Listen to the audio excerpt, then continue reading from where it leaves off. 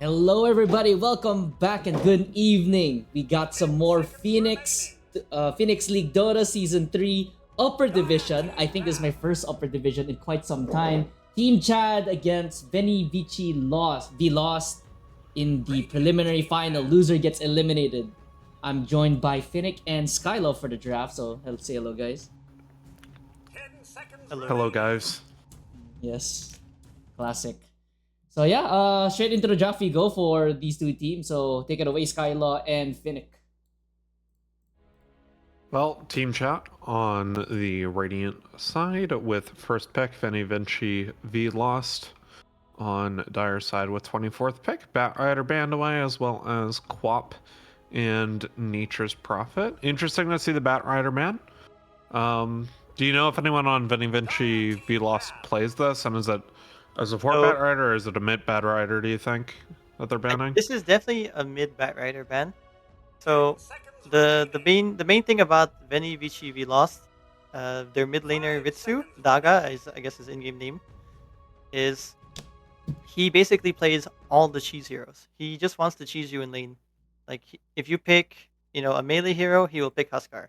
You know that's what he wants to do. And so they're banning this Batrider because it's one of the like classic cheese heroes that can be flexed. So it's a good first pick ban. In my opinion, I think everything on Vinny Vici Vilas runs through their mid laner, so I think this is a good decision by Team Chad. Mm-hmm.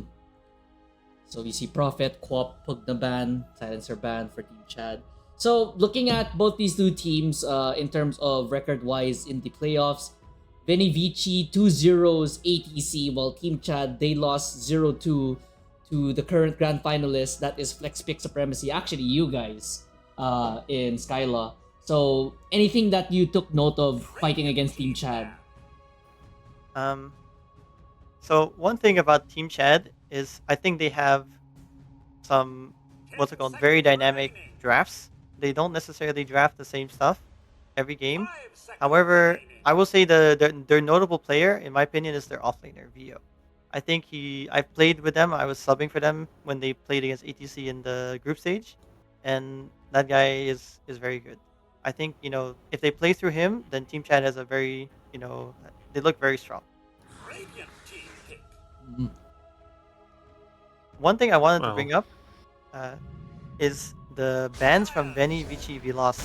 Surprisingly, they have not banned Undying or Dazzle, which is Chad's staple heroes. So I'm quite surprised. Early puck pick for Triple V. Team Chad answer, or rather open up with the Sand King. So this yeah, is Sand this is King.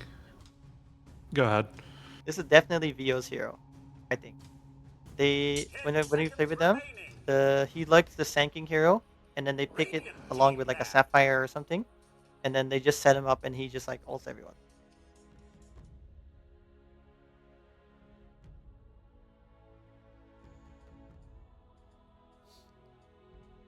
Sorry, go on, Finnick. Well, it's just, Sand King, I think it's a fun hero. Excuse me.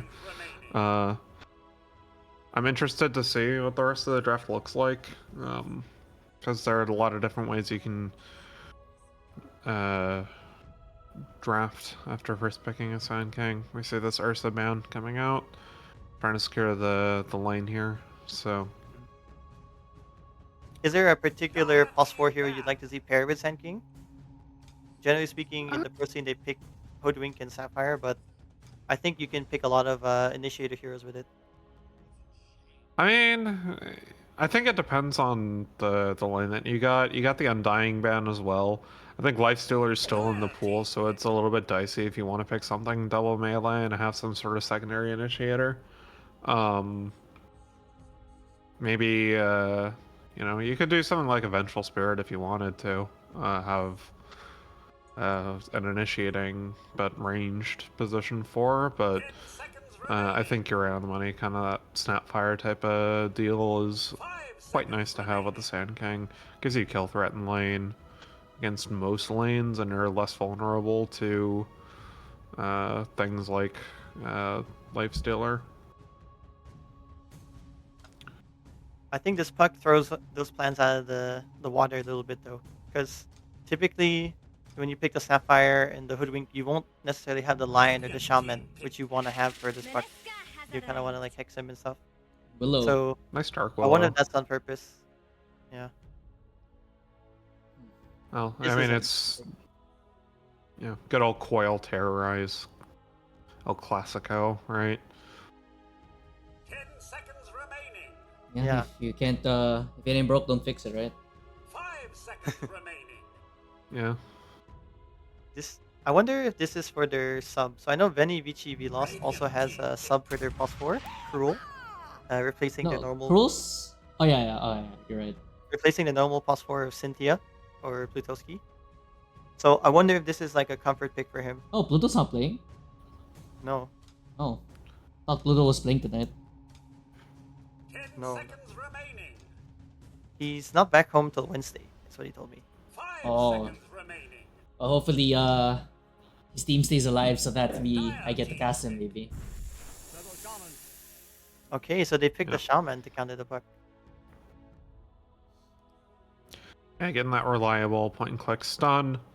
Very nice to have, although the Dark Willow does put a wrench in that plan if she's able to reactively hit her Terrorize. If Shadow Shaman hits the shackles, it does have the ability to free the puck, but depends on how they use it and if it's proactive or reactive, right? 100%. I do think the Shaman is still a good matchup into the Willow in lane wise, because if they don't pick an offlaner with a stun to pair with the Willow, the Shaman can just shackle someone, and then Willow can't really stop it. I will say, like, lane-wise for Team Chad, those supports are disgusting. Like, what? Snapfire 4, I would assume? Shadow Shaman 5?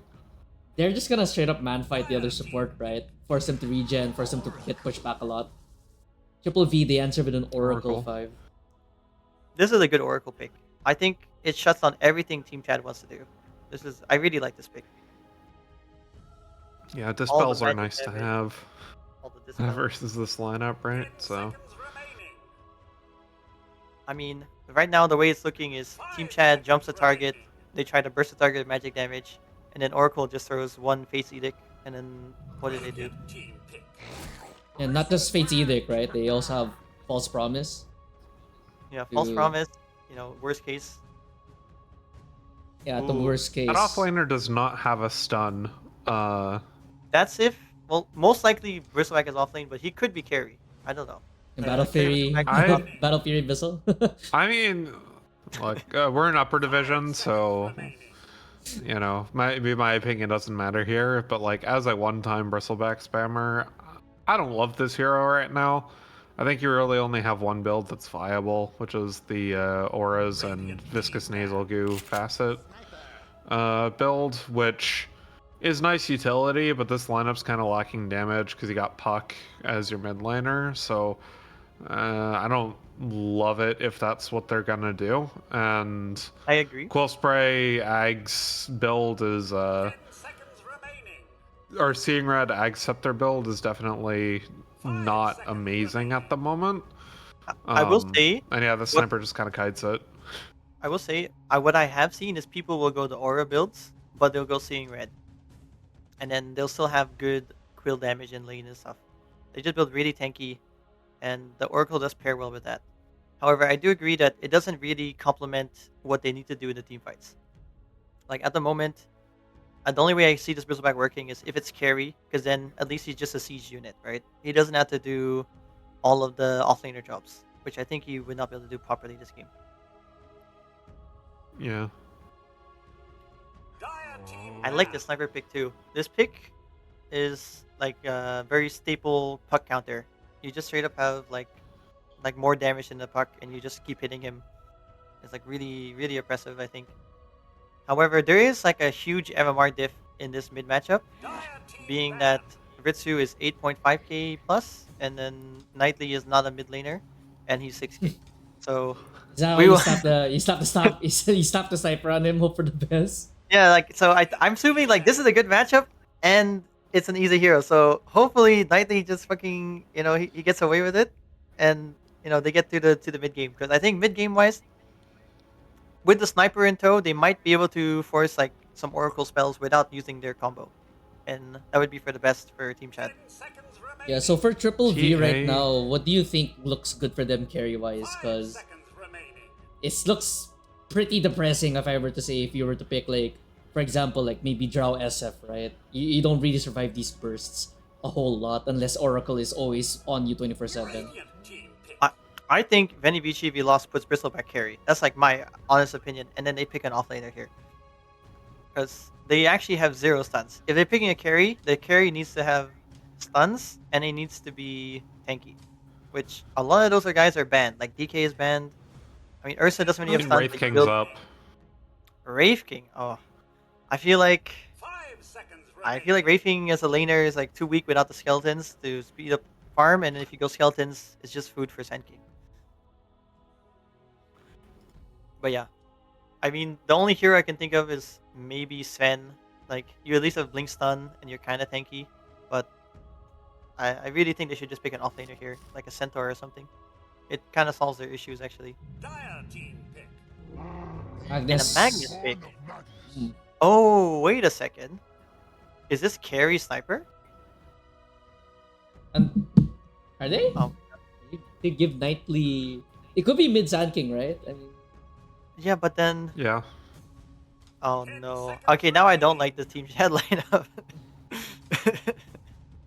seconds remaining. I mean, the sniper's a good lane to the bristleback, at least, if it is a bristleback off lane.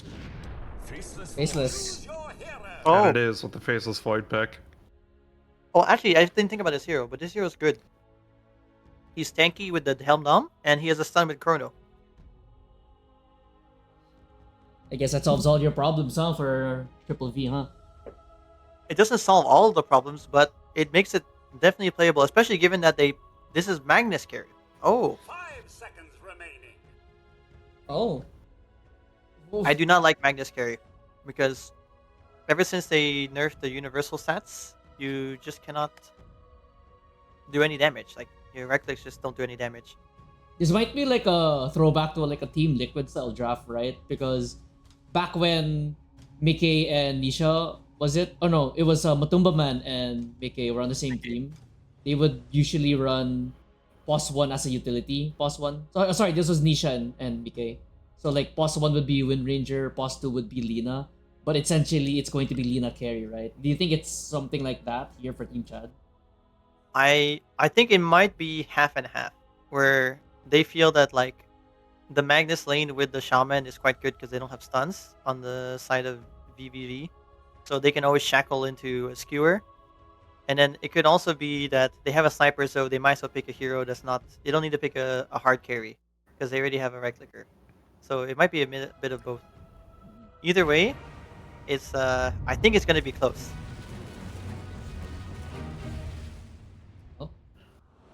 What are your guys' X factors for this game, hero-wise, Finnick and Skylaw?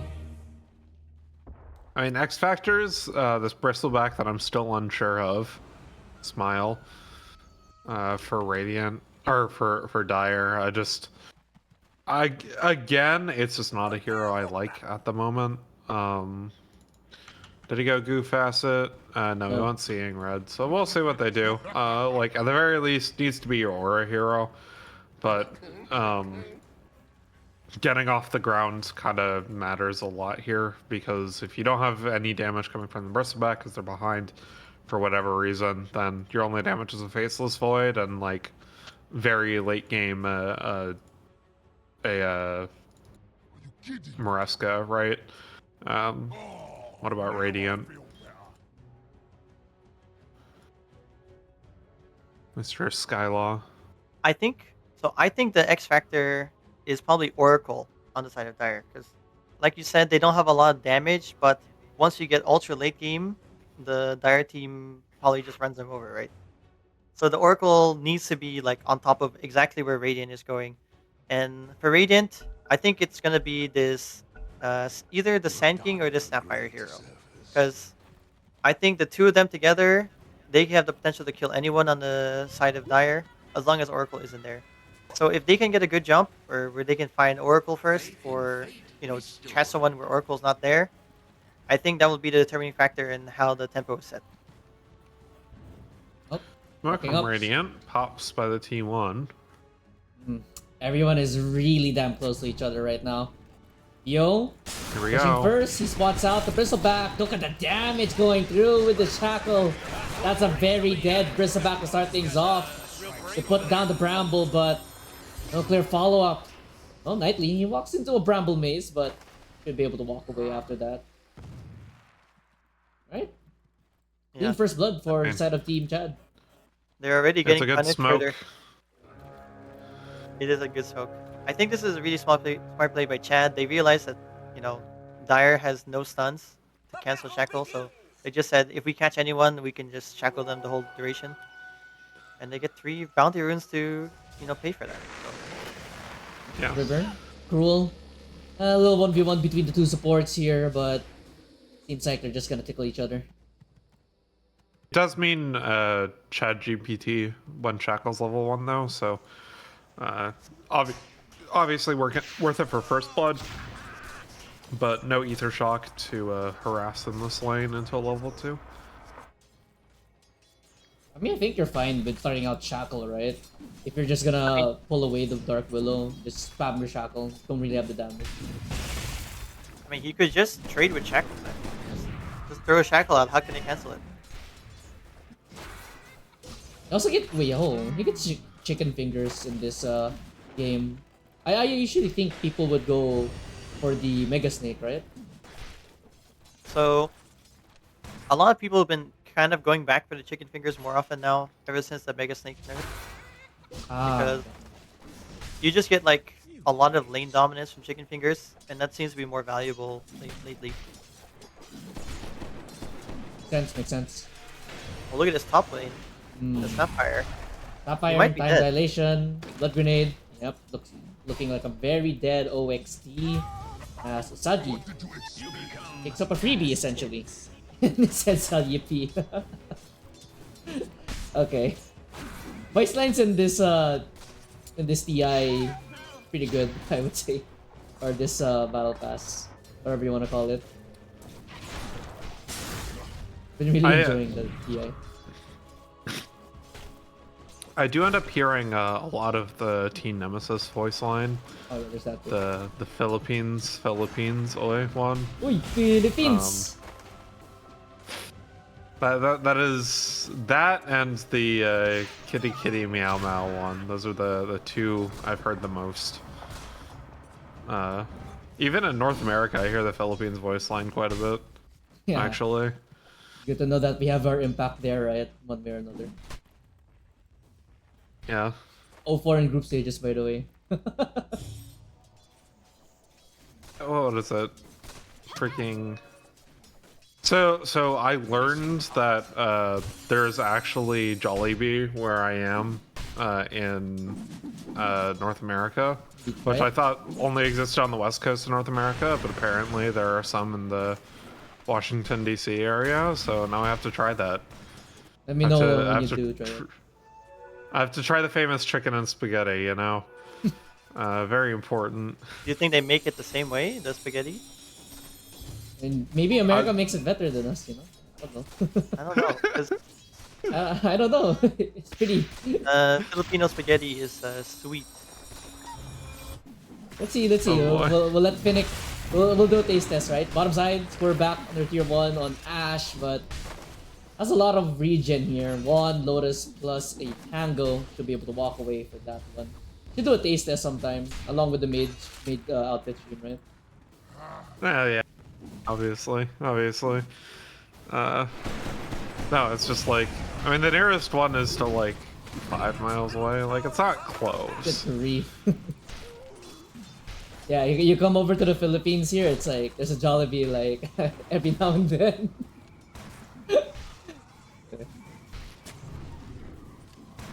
Compared to like America. Well, it's instead, depending on where you are, it's either Starbucks on every corner or Dunkin' on every corner. You know. Really Dunkin' for you guys. Well, in the Northeast U.S., especially like New England, Dunkin' is everywhere. Kankatamp there, mid side, Nightly. Very skilled on the sniper hero. Just stands there, clicks away. The knives. He's doing great, man. I mean, it's like this. It's like the matchup is very favored for sniper. It's as if sniper is a little gremlin that just sits there on the high ground and shoots you. And he waddled away, waddle waddle. Pushing forward though, And he Daga waddled away, waddle waddle waddle. trying to apply the pressure there on the sniper. He'll be fine. And he waddled away, waddle waddle. Till the very next day, bum bum bum bum ba da dum. Not a lot of action from the side lanes right now, apart from getting that kill early in First Blood. And I say You jinxed that, it. yeah. Hold on, score back under tier 1, but Ash gets a kill on Chad GPT. I should just shut up, you know. It's Caster too curse. late. They should have done this much earlier. Now the bristleback kind of Ash has a healing Lotus here, so nearly gets Hamilton too. Ooh, topside. They're gonna get Topside. Siren. Guns him down with the scatter shot. Sagi is able to get away, but 1-for-1 across the map. Both supports on both teams dying. Okay, well, there's a lull in the action. I want to bring attention to the game plans for each team. So, the key thing to watch for Radiant side is Snapfire in this triangle. If you can stack the Ancients like 2 or 3 times, and like, you know, secure the Sand King lane at the same time, then the Sand King is like on pace to get like a really early Blink Dagger. At the moment, he's stacked it 1 time, and stacking it a 2nd time right now. And then for Dire, the main thing to pay attention to is the fact that they're actually winning the lanes in terms of last hits. I think that the lanes were set up for Radiant to win, so the fact that they're doing this well is sort of worrisome for Radiant. Outside, they have the damage to take down the Sand King. Oh, they're gonna turn around, but BO is under sentry, 1-for-1. But that's solo XP for Sagi. Down the Sand King. Solo XP and also core for support, so gold going in the favor of Dire here as well. I mean, seeing how that Oracle died topside Finnick. That's just how it is, honestly, with this Oracle in this lane. Snapfire Sand King, not really an Oracle favorite matchup if you step out of your lane once or twice. So we saw it there.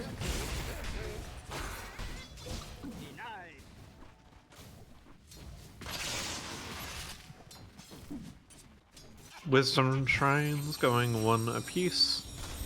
Cruel, who was my co-caster yesterday, day before, whenever I casted the Grand finals.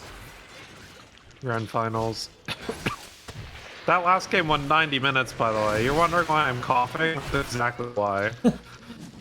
No wonder you said it was a barn burner. Chad GPT gets taken down by Ash. Tried to TP out. Bramble just caught him out. No wonder you said it was a barn burner. I was like, if I would consider a game a barn burner if all 3 games are 60 minutes or if it goes to 5 games, right? But last game goes to 90. That's that is Yeah.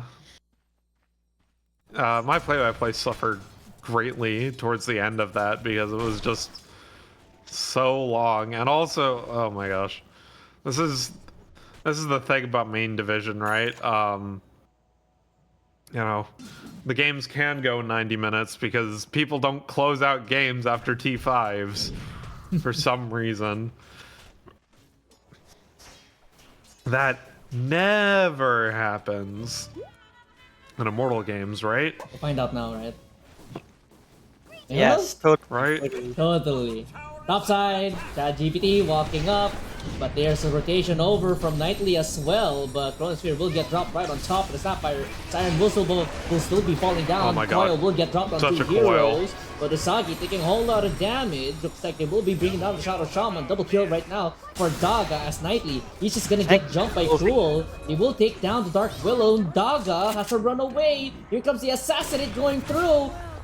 Regen Rune is not enough to keep him alive, so 3 for 2.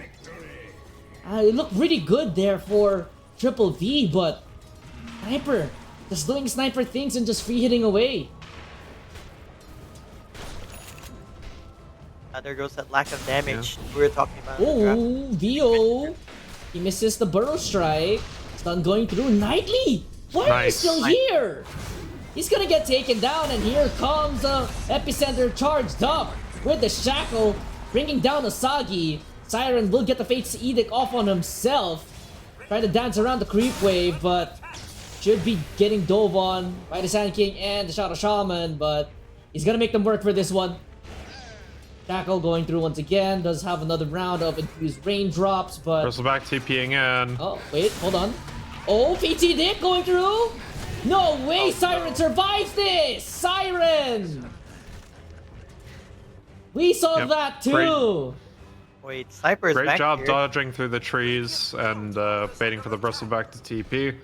And that far under tower with that low health, at least one of them's gonna die, and here it is the Sand King, so the more valuable target. Ash gonna go back, start building in towards his Ooh, Lotus Chad. Sword. This is Lotus' first item instead of a straight up aura. Which, Oh. still the same kind of idea, going utility. I do actually quite like it. It's more This is safe for the Shaman, the right? Amar build. Finnick.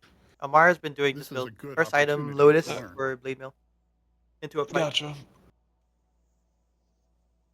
I think it's super good this game. Their only lockdown, like reliable lockdown, is the Shaman. And I think if you Lotus yourself and you go in there, like it's really hard to do anything about you. Shaman, Burst Strike, he just runs in there. Plus he gives you mana regen, so you can now like farm efficiently without eggs. Yay. Yay. Yay, because of the Also, pause, Shaman or- is very much dead to Daga when they Yeah. return. He was trying to deny himself, but Daga re-aggroed the creeps and not giving him a chance. Yep, looks like a little pause in the game. This So- pause is brought to you by my sanity. I casted a 90-minute Game 3 of the Grand Finals. I'm Finnick. How long ago And you was that? wonder. Was that yesterday or It was something? like two nights ago, right? 2 nights. Nah. Yeah. Oh yeah. You know, Skylaw, since you're here, I feel like this is a conversation I've had with Dano on stream, but since we're paused, we're gonna do it with you. Okay. What's your favorite type of milk tea? Milk tea. I just like basic milk tea. Really? Cause I always get Uh, like low sugar and like no ice. Cause I really just like the tapioca balls, to be honest, the tapioca pearls. Understandable. Understandable. What was I supposed to say? I was just wondering, you know, Okay. because we've What's had your this favorite milk question tea? before. It's well, it's the American version of Thai tea. The Thai tea. I also like that one. That one's also good. We have we have one here in the Philippines. I was in Seattle like in June, so I also tried the milk tea there because my sister is there for college. Yeah. No, I mean, it's interesting, right? Because like milk tea is like this, or bubble tea is this like generically pan-Asian thing here in the U.S., but it's or bubble tea specifically is a Taiwanese invention, which is really Yes. interesting to think about because we don't have a huge Taiwanese population in the U.S. But I think I just it's because it's carried very over. replicable. A lot of cultures have tea, and a lot of cultures have milk, and so like they decided a lot of like what happened here in the Philippines at least is we had a lot of Taiwanese bubble milk tea places open up, but then we ended up having Japanese and Korean/Chinese places open up too. So it seemed to have been like adapted by a bunch of the I would say the Northeast Asians cultures. Yeah.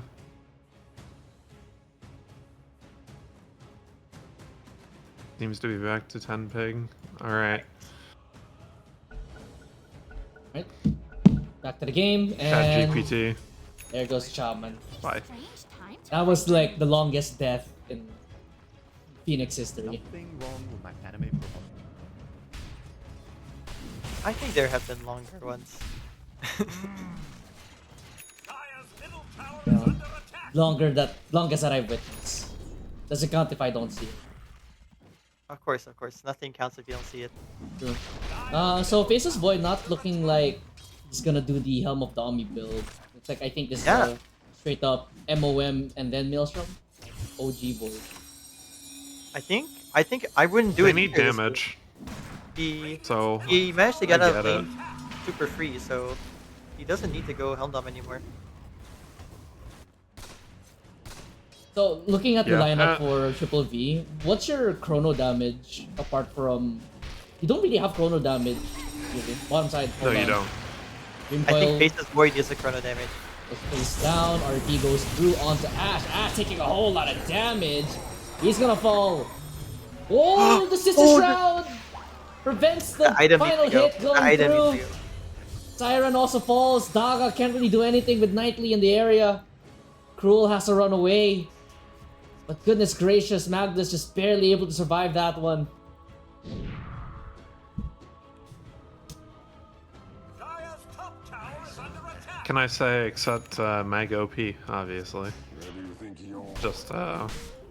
Just chatting up there, taking like 3 stacks of quill spray, skewering back so the damage comes in front of Oh the my person God. back and kills him. Oh my goodness! You can't write that! Theo just dodges the chronosphere. All part of the calculations. He wanted to stun the bristle back, but ends up dodging the chrono because of it. Yeah.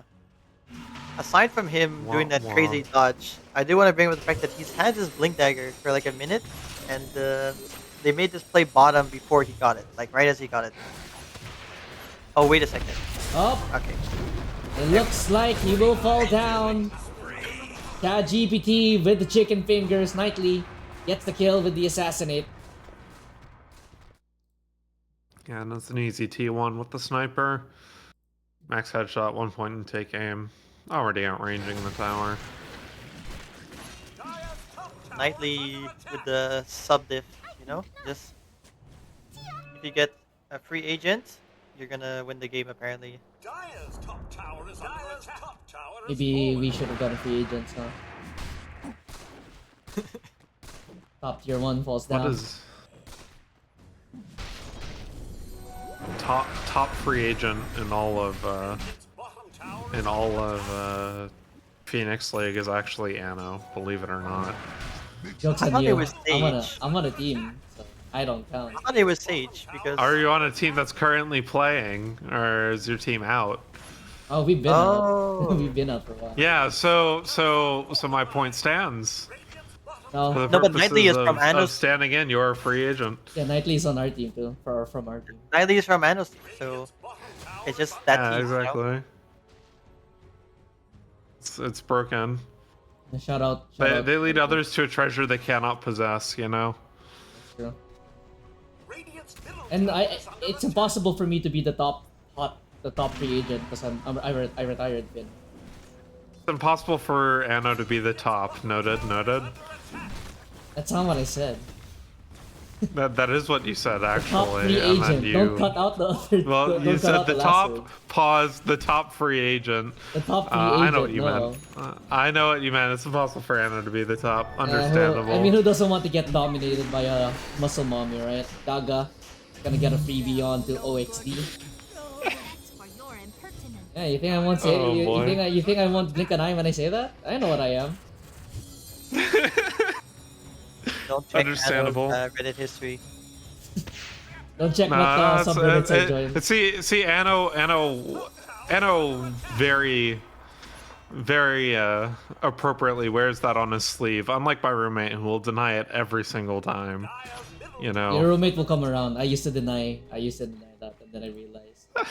Sick.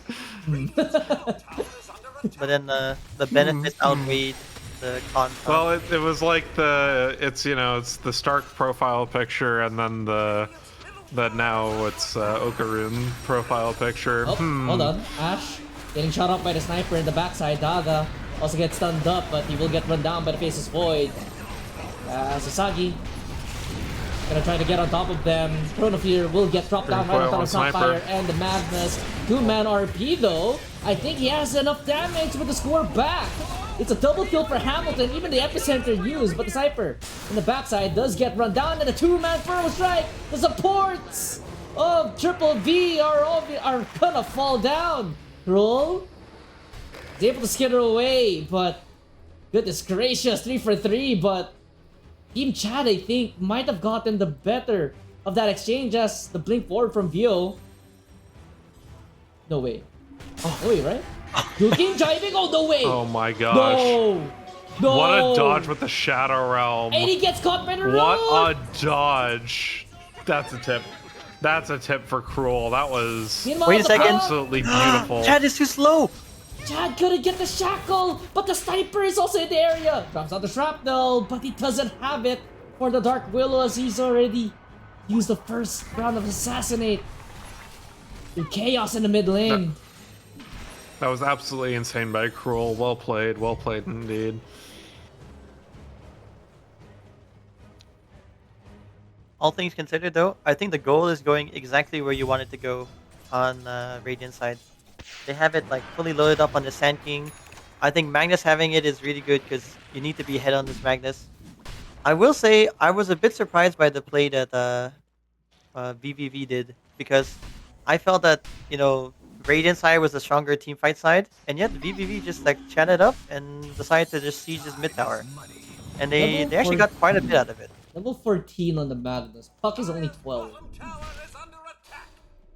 So that double kill in the mid lane really boosting up this Magnus. Yeah. He's got Harpoon, so making it easier to get his engagement and stick to targets. Blink Dagger up in about 1200 gold.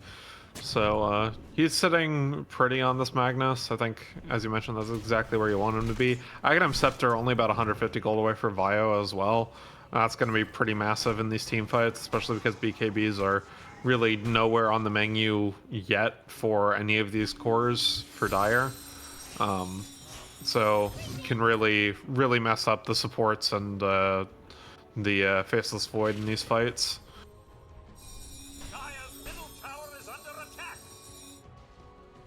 Aghanim Scepter being shipped out here for the Sand King. Shard on the Snapfire, by the way. Blink Dagger soon on the Magnus Sniper. After that death, doesn't really have any farming tools. He's going for the Hurricane Pike, so gonna go for more of a survival build on the Sniper. Surprisingly, even losing out that fight for Triple V, Bristleback still out net worths the Sniper. Yeah. So he does. It's the benefit of this Lotus build, actually. You just, you know, never run out of mana, so you can just keep pressing quills, keep hitting creeps. Plus, keep in mind, they killed the Sniper first in that fight. So Sniper did not benefit from any of the extra gold, whereas like Bristleback still got to get gold from killing the Sniper in the two supports. Smoke here from the side of Triple V. Doesn't look like they're gonna catch out anyone.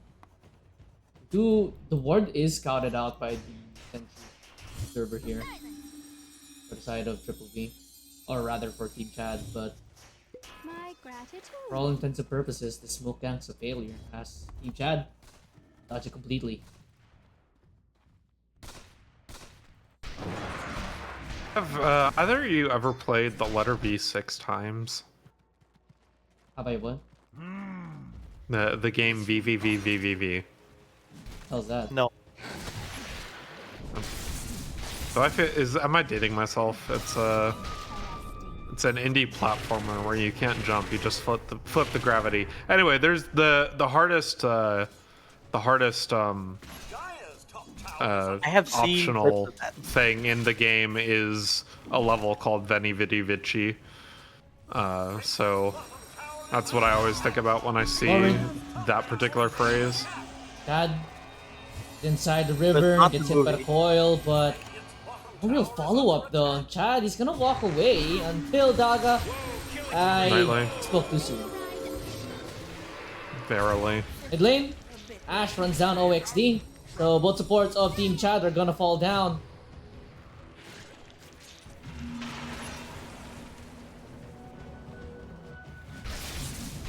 Huh. This year's This is celebrating. so. This is so puzzling, actually. I don't understand what both teams are doing. Feels like they're doing each other's jobs. Oh, Hold up. Aces Void gonna get caught out. RP Epicenter, they missed a Burrow Strike. But overwhelming damage from the Sand King Magdas, and Faces just stands zero chance at that one. Power of the X, step through. Just lots of damage. Oh, mid lane, Actually, Daga gets a I solo didn't think kill. about it, but there's Might die for actually this. power plus X. Look at this, the Empower works That's with the X. hashtag worth if you're the Sand King. 100% worth it. Triple V right now. Seems like everything they're doing is just getting punished. Oh. Siren. Gonna get jumped by Sand King. Terrorize. Stall things out. Did he have the damage with the two supports here? Looks like Siren will be falling down, and Cruel will scepter up just to try to stall. Usagi. Jumping forward from Usagi. OXD gets a double kill. But does he have the damage? Chronosphere was not dropped. He pops the Mask of Madness. Trying to get away. Assassinate goes through. Usagi in the tree line.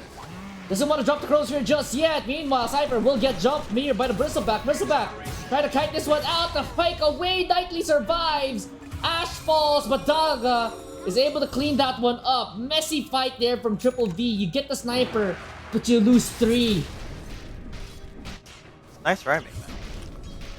Yeah, pretty unfortunate from Faceless Void. Jumps in onto the Snapfire and doesn't get a single bash until after Mornro's Kisses ended. So ends up losing the second support there, and then from that point the fight just kind of snowballs. Really heads up by the puck to at least get the sniper off the end of that. He kind of Hurricane Piked himself into danger there, but kind of had to versus the Bristle, so worked out. Tier 1 mid falls down to the Snake Wards. I don't know. At this point, you have to ask yourself as your Triple V if, like, you know, taking these fights was even worth it. You know that you don't have enough damage yet on the Void. But you also know that if this goes late, you guys win. I think it's okay to start trading these supports for more map play. You can get more farm on your Void and then try to take a timing when you guys have like more damage than the enemy team.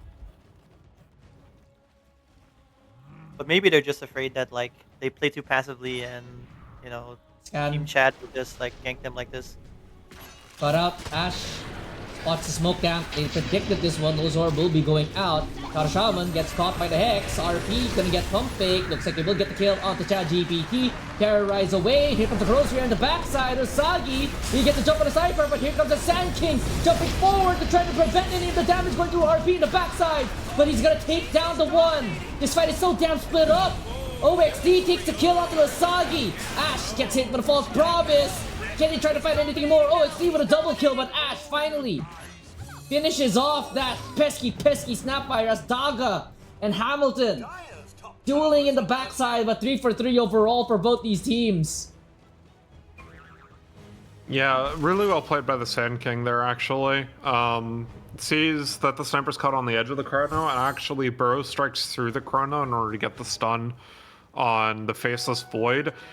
Since when you're in the Burrow Strike, you're not targetable or vulnerable at all. It just kind of phases through, and then he ends up on the other end, still able to get the rest of his epicenter damage off, as the Faceless Void is stunned up and unable to kill the sniper until after the Chronosphere ends. So really well played by Vio there.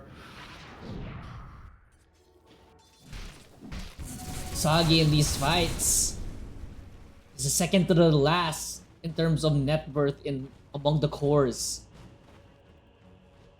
And he even clipped. Did he clip himself too? Yeah, he gets stuck. The bad game gets worse. Though this net worth lead is not super huge though for Team Chad. As much as these fights have been favoring them, I don't think the favoring is by much. The puck is If you don't surviving take most of these Roshan- fights, right? Yeah, the puck is surviving, but if you don't take Roshan and start pressuring these towers, I think it gets kind of scary. Because the sniper is not scaling. That was like your late game security, right? Yeah. I don't know. Something to point out, Daga completed the Parasma at the end of after that fight, so it is Damage.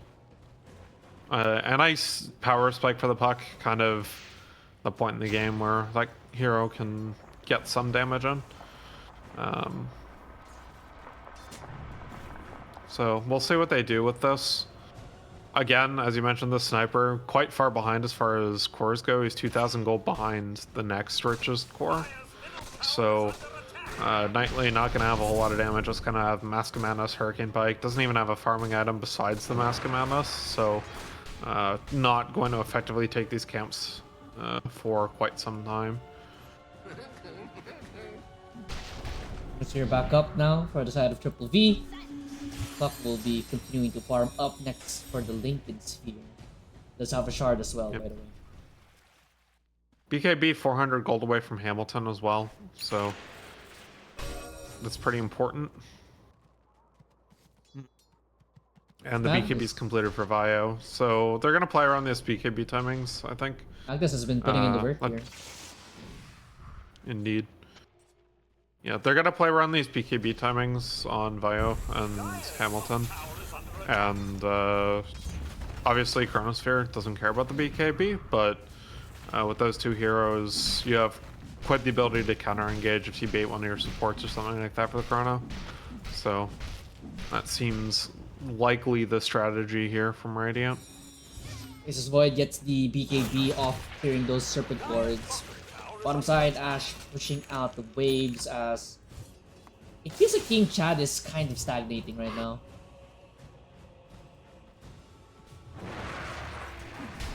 They're afraid of the Chrono, I think. Because they lost a couple fights just due to the Chrono. However, I think when they get these BKBs, that may change.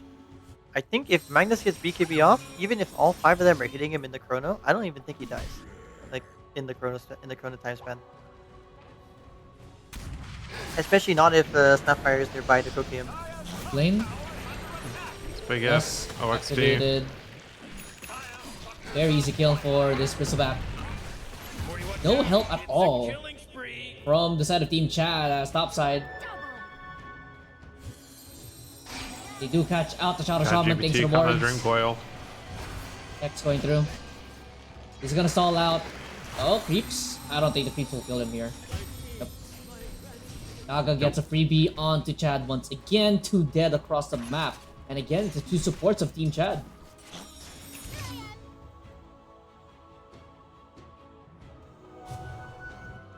This Bristleback might be unkillable. Very soon. Once he gets this S and Y, Oh, mid lane. The damage is so damn much. That was... He's down to 1/4. And the puck only used Waning Rift and Illusory Orb and a couple of clicks with the Parasma. Yeah, I will point out this build from Ash, as you were mentioning. Not quite the aura build that I was expecting. Obviously, you were saying he's gonna go like Lotus Orb, no pipe or something like that. He's going Lotus Orb, BKB, and then just straight up Sanj and Yasha, which honestly I like this game. You need more damage. Isn't gonna pile super hard on the Chronosphere, but outside of that, just Sanj and Yasha makes you a stat stick, which sometimes is all you really need out of your offlaner. So Gonna be taken by side I of do Triple like that V. here. Leaking back is Siren and Chad GPT. Caught between a rock and a hard place once again as the side of Team Chad. They wanted to try to contest Roshan, and the Magnus will Nice get caught out. string coil. BKB activated. Here goes the push forward here, but the Faceless Void will catch out the sniper my as well. God. On the edge of the Chrono, but here comes the epicenter for Roshan, but the Terrorite pushes Oh. away the Sand King. Magnus is isolated. He can't even get anything off, and the Sand King Dash? has the BKB TP, but the bash going through. He can't get anything from the side of Team Chad as Triple V. Oh. Back with a vengeance! Yeah, it's such a horrible, horrible start to the fight for Team Chad there. Just straight up losing the support, and everyone kind of trickles in, save your friend syndrome. The sniper barely getting caught on the edge of the Chrono that was meant just for the Magnus is really unfortunate, because if he doesn't get caught there, then maybe they're able to turn that fight around because the Magnus survives the Chrono, but either way, that ends up being very, very unfortunate for Team Chad, and Triple V as a result now have the gold lead. Tier 3 towers should be falling down here. One of more kisses raining down. Doesn't look like it's gonna get any kills. Oh, Cruel. They get caught out inside the snakes. He doesn't have Shadow Realm just yet. Finally able to get it off, and looks like Usagi should be able to clean up these Serpent Wards. Nightly in the backside will be hitting away at him, but he will be getting the blink, or rather the time walk away from the sniper. They don't lose anything more than a tier 3 tower, but that is roughly a 9k gold swing. Or thereabouts. Yeah, now all top 3 net worth are dire, so you know, really, really good from them. Just being able to string out that fight the way that they need to. Obviously, it was a bit of a mistake and a bit of a triple feed from Team Chad, but Triple V able to capitalize on that. Made their cores super rich. We had the Sanjin Yasha on Ashe, so he's going to do a lot of damage going into the Assault Karas. So kind of an old school Bristleback build, minus the aura items. This is the old school semi-carry version. Catches out the snap. Coil breaks. Oh, RP catches up the two Hamilton! But the false bomb is going right on top of the Puck. Puck should be fine for now. They don't have a Chronosphere for this fight, but they will lose a Sapphire. 1-for-1 so far. Usagi will get jumped, but he still has the Aghanim Scepter. Supports will fall down into the epicenter. Usagi in the middle of this base. Ashe running around like a headless chicken. Buyback coming through from the Sapphire. Oh, Faceless Void going deeper. Get the Chronosphere off. Side King will be falling down to Daga, but the Chronosphere, it looks like it's all for naught, but the jump in from this Puck. Double kill for him. Brings down Chad GBT. Unstoppable. Ashe threatening the sniper. Jumping back in right now with Usagi. Usagi, does he have the damage? It doesn't look like he does. But jumping back forward is a Puck. Does he get the kill out the Nightly? Does have a BKB available for the Faceless Void. He dropped the Serpent Ward, but no follow-up after. Buybacks committed on both supports of Team Chad. And you don't have a core kill to show for it, apart from Aegis. Yeah, and it's 2 for 4, plus the 2 buybacks from Radiant, so you're very happy with that fight for Dire. Obviously, you didn't get your racks off of it, which kind of sucks from the Aegis perspective, but you'll be able to keep farming up. We have this I have Scotty about 1800 gold away from Usagi, and then he's going Nullifier, so he's sitting pretty on the on the Faceless Void, and the sniper getting actually very close to the Assault Cross already, only about 1500-ish, maybe 2000 gold away, which is pretty nice. Okay, gold lead now for the side of Triple V. As all momentum has left Team Chad.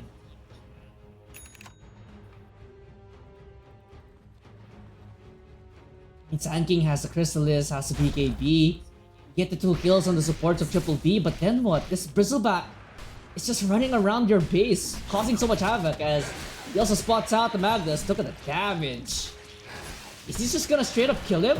Pushing him back? They didn't use RP! Hamilton is just... I don't know what the plan was there for Hamilton. He could have just straight up scored, but did he want to bring him closer towards the sniper as Daga gets a dieback onto OXD? Spoiler warning, he wasted his shot.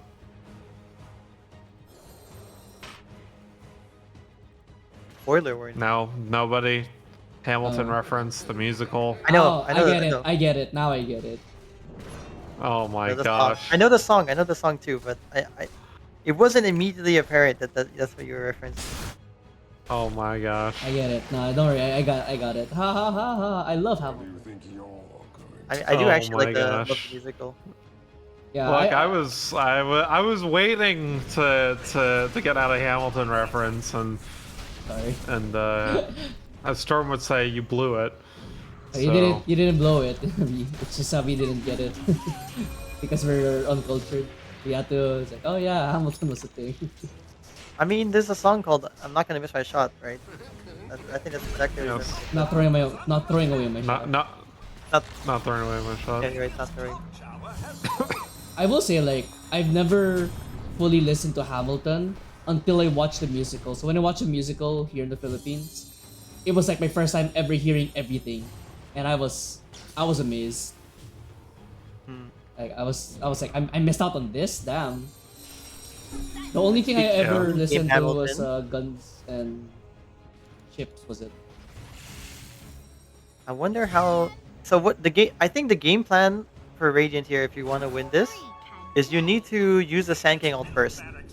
I think you need the Sand King ult to go first and force them to use the what's it called, the Oracle False Promise and stuff, or catch the Oracle with the Sand King Aghanims. Because once you remove this Oracle, then the Magnus can do his work. But if you don't do that, then it's really difficult for Magnus to get in there and RP. Yeah, it's either that or you have to try to get Magnus to initiate with the RP skewer, or rather the Harpoon skewer back, right? That's the only Yeah, other otherwise the other option is skewering. But I feel like the way the Magnus is built, it doesn't really make sense for him to be going to Blink Skewer.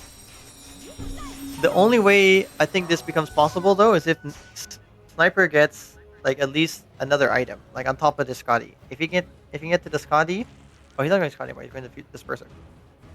Okay, if he can finish this Disperser and I don't know, like a Daedalus or something, then maybe Sniper can like do enough damage to Bristleback such that it doesn't feel comfortable for them to just like siege.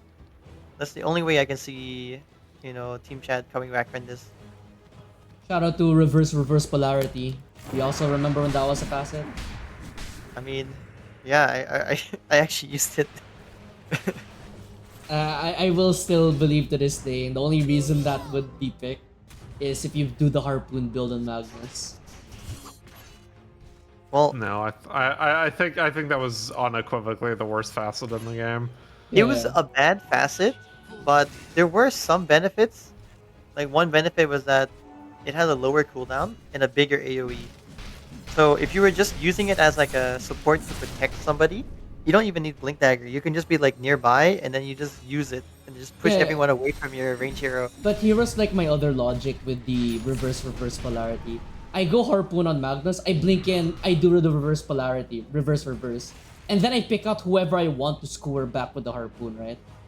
That was my logic behind it. Yeah, but the thing is you can just pick them first and then... Alternatively, you blink in RP and skewer the whole team back. Yeah, unless there were like very niche situations where you would want Stack your RRP. circles on top of that team. No, it was the worst fast in the game. Pushing forward, There was Daga, no he redeeming, makes a smoke. no Oh redeeming my qualities God, whatsoever the to AoE, that. the blink forward, the Sand King almost dies to the bristle. Holy moly, they will lose Chad GPT. No buyback for him. Well, this is not what you want if you're Team Chad. Goodness gracious. He gets the AoE of the Raining Rift instead of the Dream Coil. And that's a good choice because right now, look at it. He's just disrupting everything. The Sniper getting jumped right now by the Bristleback. Force staff away. With the Diffuser Blade poking away. He will take down the mid lane of Rax. They still have BKB, or rather, they have the Chronosphere on Phases Void available. But losing your Shadow Shaman, that's your dieback timer as well. It's a desperation time here for Team Chad. Bio's BKB was forced out quite early there, and they aren't able to play around the epicenter as a result because you kind of need it. But with the BKBs down, this enables Dire to just kind of push this high ground freely, and Bio's hand is going to have to be forced here without BKB, and they can turn on him. This is Void in the tree line. And deeper in. Trying to catch someone off guard. Daga. XT and Usagi are right next to each other. Pushing in. They get the jump onto Magnus. There's gonna be an RP. Chrono's a huge whiff, but it's a zoning Chrono! The biggest brain in the world! Sand King will be jumping the Oracle on the backside, but the Terrorize pushes him away. Chad GPT drops down Serpent Wards right on top of the Bristleback. Looks like the Bristleback will be dying. Vio also dies. As Bristleback finally will get taken out. Instant buyback. Dream Coil on 2. Buyback from Magnus. Misses the score back onto the puck though. And so far, it's a 3-for-1. You don't have your tank anymore in Ash Bristleback. But Buck baiting in with the overwhelming blink. Jumping in and out. What is this? Knightley is just getting poked down. Oh, the hit from the Dark Will was not enough to kill. Knightley is able to survive that one. But they will lose a second set of racks. Rain of Destiny heals them back up. They know they have no RP. They know what they have no Sand King. Do they want to try to keep going? Doesn't look like they do. They force a buyback out them. Oh Roshan no, is hold on. up. Puck? Rosh- This is disgusting from the Puck. yeah. Want that Lincoln Steel share straight Octarine Choir. Now going the Aghanim Scepter, so just very good puck play from Dugga. 15-2 and 9, by the way. Just absolutely disgusting. Roshan being taken by Dire, there's not a whole lot Radiant can do here. And with that, they'll be able to get Megas. I think this game is 1, maybe 2 fights away from GG for Radiant. I think it's 1 fight. This Void has 25. He has Aegis. I'm not sure they can kill him. Desmond's as Oh no, he well. didn't take the 20%. No, he took AoE. I mean, still the AoE is really good. Plus, And then plus Desmond. yeah, plus the Zoom. Oh, you're right. Oh, that's gonna be like the whole screen. New update. Okay, and then Chronosphere just stops the whole game. I actually think they need to get Silver Edge for this Bristleback hero, but I don't even think that'll work because he took this. BKB turret cloak. used. Oh no. Had to pop it to survive the coil, but won't have a Yeah. BKB for this next one. I know we've been talking about this Puck, but I actually think the Bristleback is the MVP this game. In my opinion, I think he really identified what he Chinging in needs to do. again. Sniper, Knightley. He's just getting chipped away ever so often by this Puck. Just jump in, jump out, jump in, jump out for the Puck. Radiant's top tower is under attack. Gets knocked down and gets back up again. They're never gonna bring him down. Okay. Barracks are under attack. Mega Creep secured now for the side of Triple V as Magnus gonna get the score back. That's a big one. Onto the Oracle. Do they have the damage? They will be able to bring it down. But look at the Chronosphere! Oh, it captures the whole screen. But the Magnus will still die. That's a dieback for him. Cypher will also fall down. Does have a buyback himself. But the Sand King gets GG. shredded. They call GG straight up. Team Chad, 1 game away from getting eliminated. As for Triple V, 1 game away from Grands. Triple kill for Ash to finish this one off.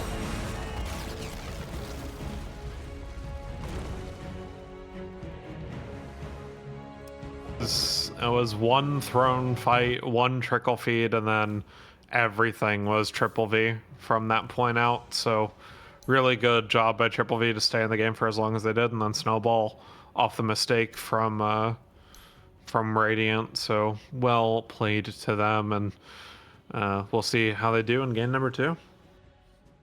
That being said, don't go anywhere. Triple V, Team Chad, game 2 after a short break.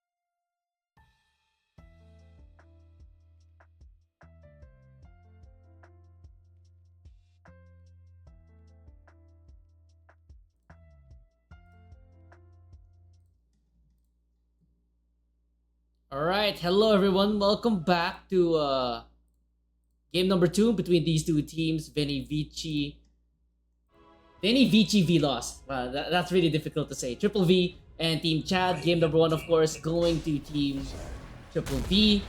Now we're gonna go into game number 2's draft. By the way, this will be a remake on the lobby because this game is not ticketed, and yeah. So looking at the draft so far, Skyla, what do you think about this draft? So one key difference is they banned the puck, but they've not changed their opener. They decided to go with first pick Sand King anyways. I don't know, man. The Quap being allowed to go through. This is another hero that I think is very, very strong.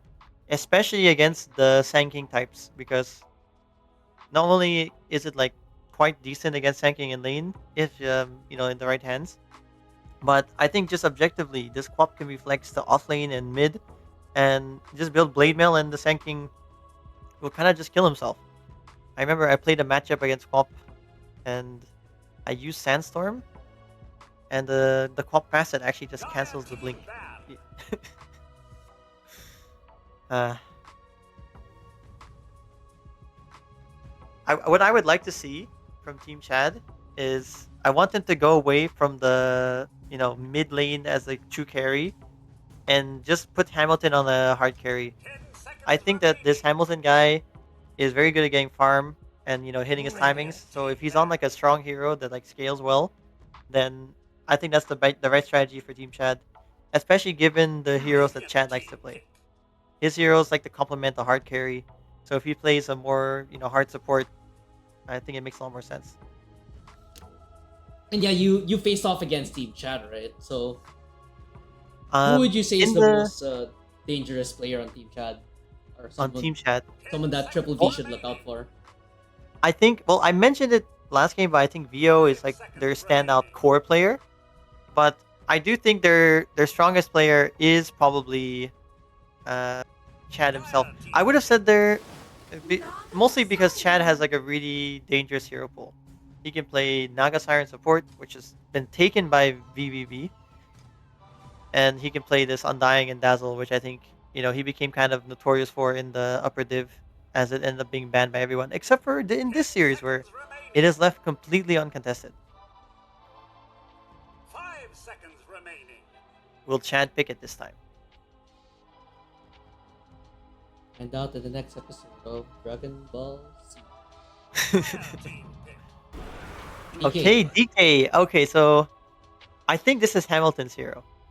He has been their DK picker, but honestly, I don't like him on DK.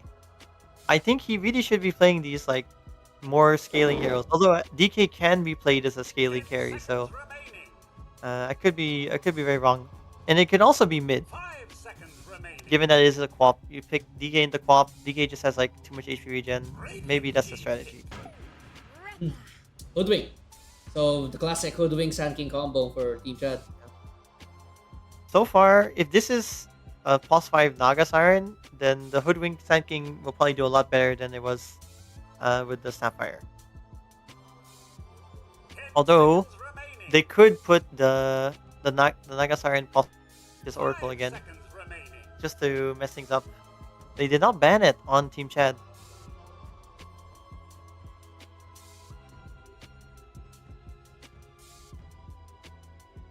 One thing I will say that will throw things a little bit in a sort of mystery direction is Team Chad has a new mid laner. It is not the original mid laner. It is actually my teammate and friend Glenn. Glenn is a Monkey King mid laner. He will Monkey King you in any matchup, and he will also play Invoker and a couple of other mid laners. He's gonna double agent for you guys. 10 seconds remaining. Double agent. He's gonna throw this game. 5 seconds remaining. No, I don't think so. Okay. By the way, that's a relatively early Juggernaut pick, no? For Triple B. I think it makes a lot of sense actually, because you're playing into the Sand King Hoodwink. You just want a hero that like can stand its own against like the burst that they have and like does well in lane. And then they pair it with a CM. This That's is really just hard for the Sand King Hoodwink, actually. that's just like a classic combo of classic combos, right? Straight up. It's a classic combo. Hoodwink is counted by Crystal Maiden. I think this is actually a much better draft by VVV, oddly enough, than it was last game.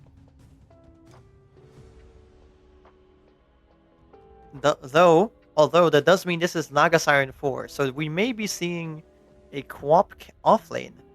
I know that VVV played that in their series against ATC in game 1, so this would not be out of their wheelbarrow. It also means, though, that they're probably waiting on Team Chad to pick their mid laner, and then they're just going to use the last pick to counter pick it. Mm. So Team Chad is going to be thinking about what to ban.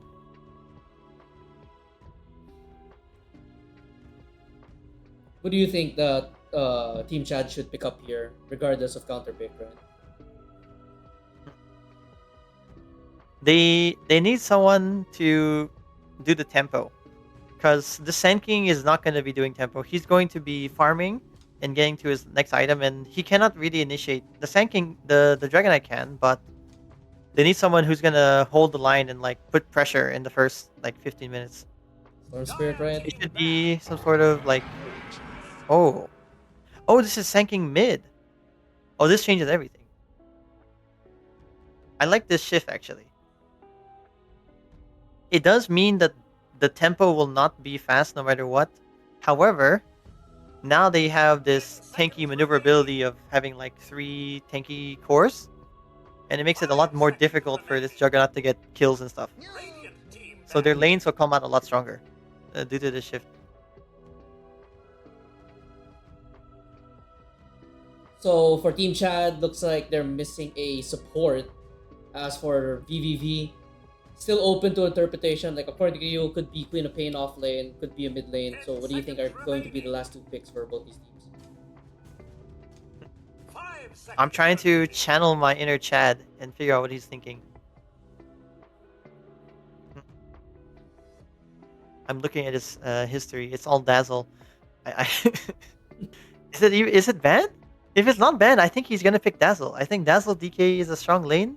It can lane into this Naga Siren. It should definitely be the Dazzle pick for Team Chad. And then for VVV, they might still pander to Quap mid, but I'm gonna say they're not gonna do that. They're gonna do Quap off lane. And so for their mid pick, they're gonna pick some sort of like run around hero. I think the best one in this game is probably... Actually, is it Void Spirit? It might be Void Spirit this game. For Team VVV. What about you, Kian? What do you think? I don't know. I haven't put much brain power into this one. I mean, I don't think I would hate going up against a Sand King as a co-op, right?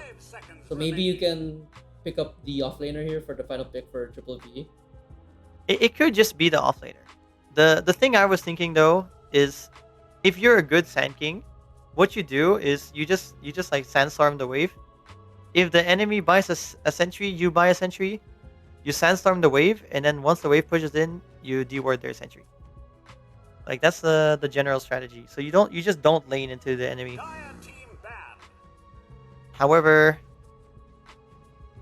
like I mentioned earlier, the Quap does punish you really hard if you don't deward the sentry, and then later on can like just blade mail and heal off of a lot of the burst damage. So we will have to see, but if I'm Team Chad, I would be banning offlaners to try to force the Quap mid, or sorry, Quap offlane, and make them pick a different mid laner. That way the Sand King can for sure have like a decent lane. It could end up being a different kind of mid lane. Maybe it's a Primal Beast. Primal Beast would also be Oh, quite they good. didn't get a ban though for Chad. They ran out They of didn't know time. what to ban. Or maybe this is them asserting their dominance. They're like, I know we lost game 1, but game 2... Dazzle. Oh, look! This is them asserting their dominance. They're like, I have Dazzle. I don't care what you pick. This is what that means. Chad used his Taiwanese accent to say that,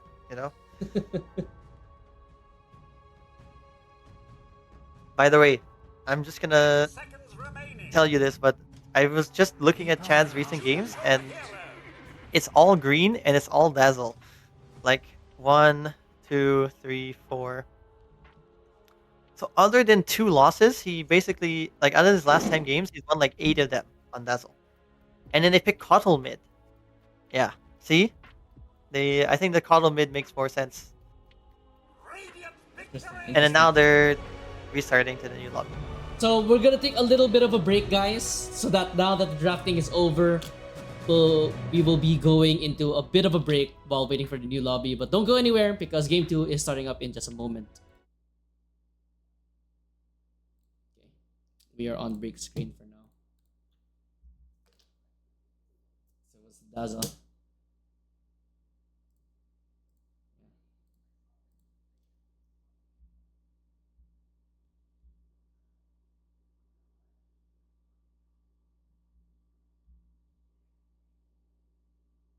Mm.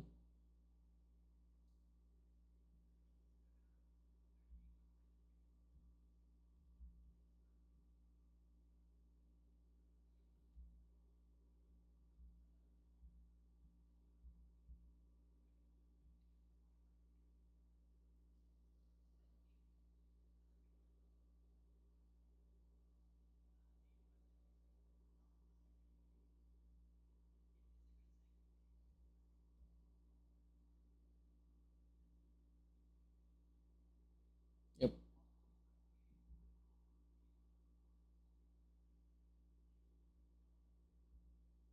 Um,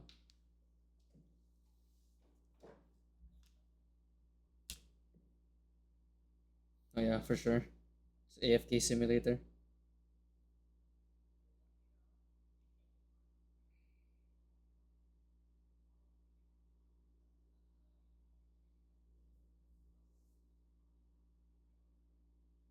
Alright, sure. No worries. I'm just gonna play Uma Musume for a bit. Told you. I'm like so locked out today.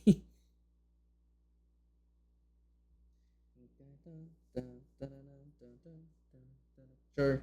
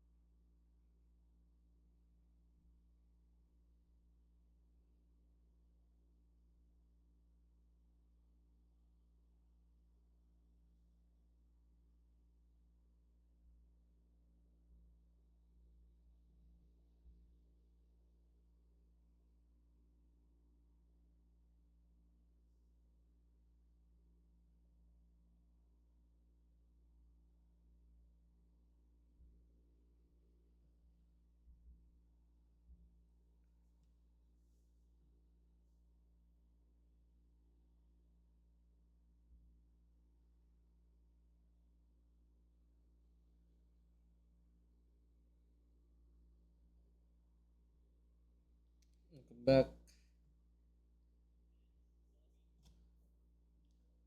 2 minute, yeah. Or yeah.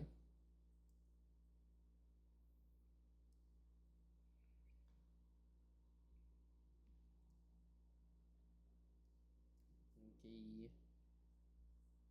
Let's finish this run. Or try to finish this run. Nope, never mind. I'll start it when we're already in game. Yeah, after that they're done picking. Yeah, yeah. I'm watching them pick. I'll start it like after they're done with this.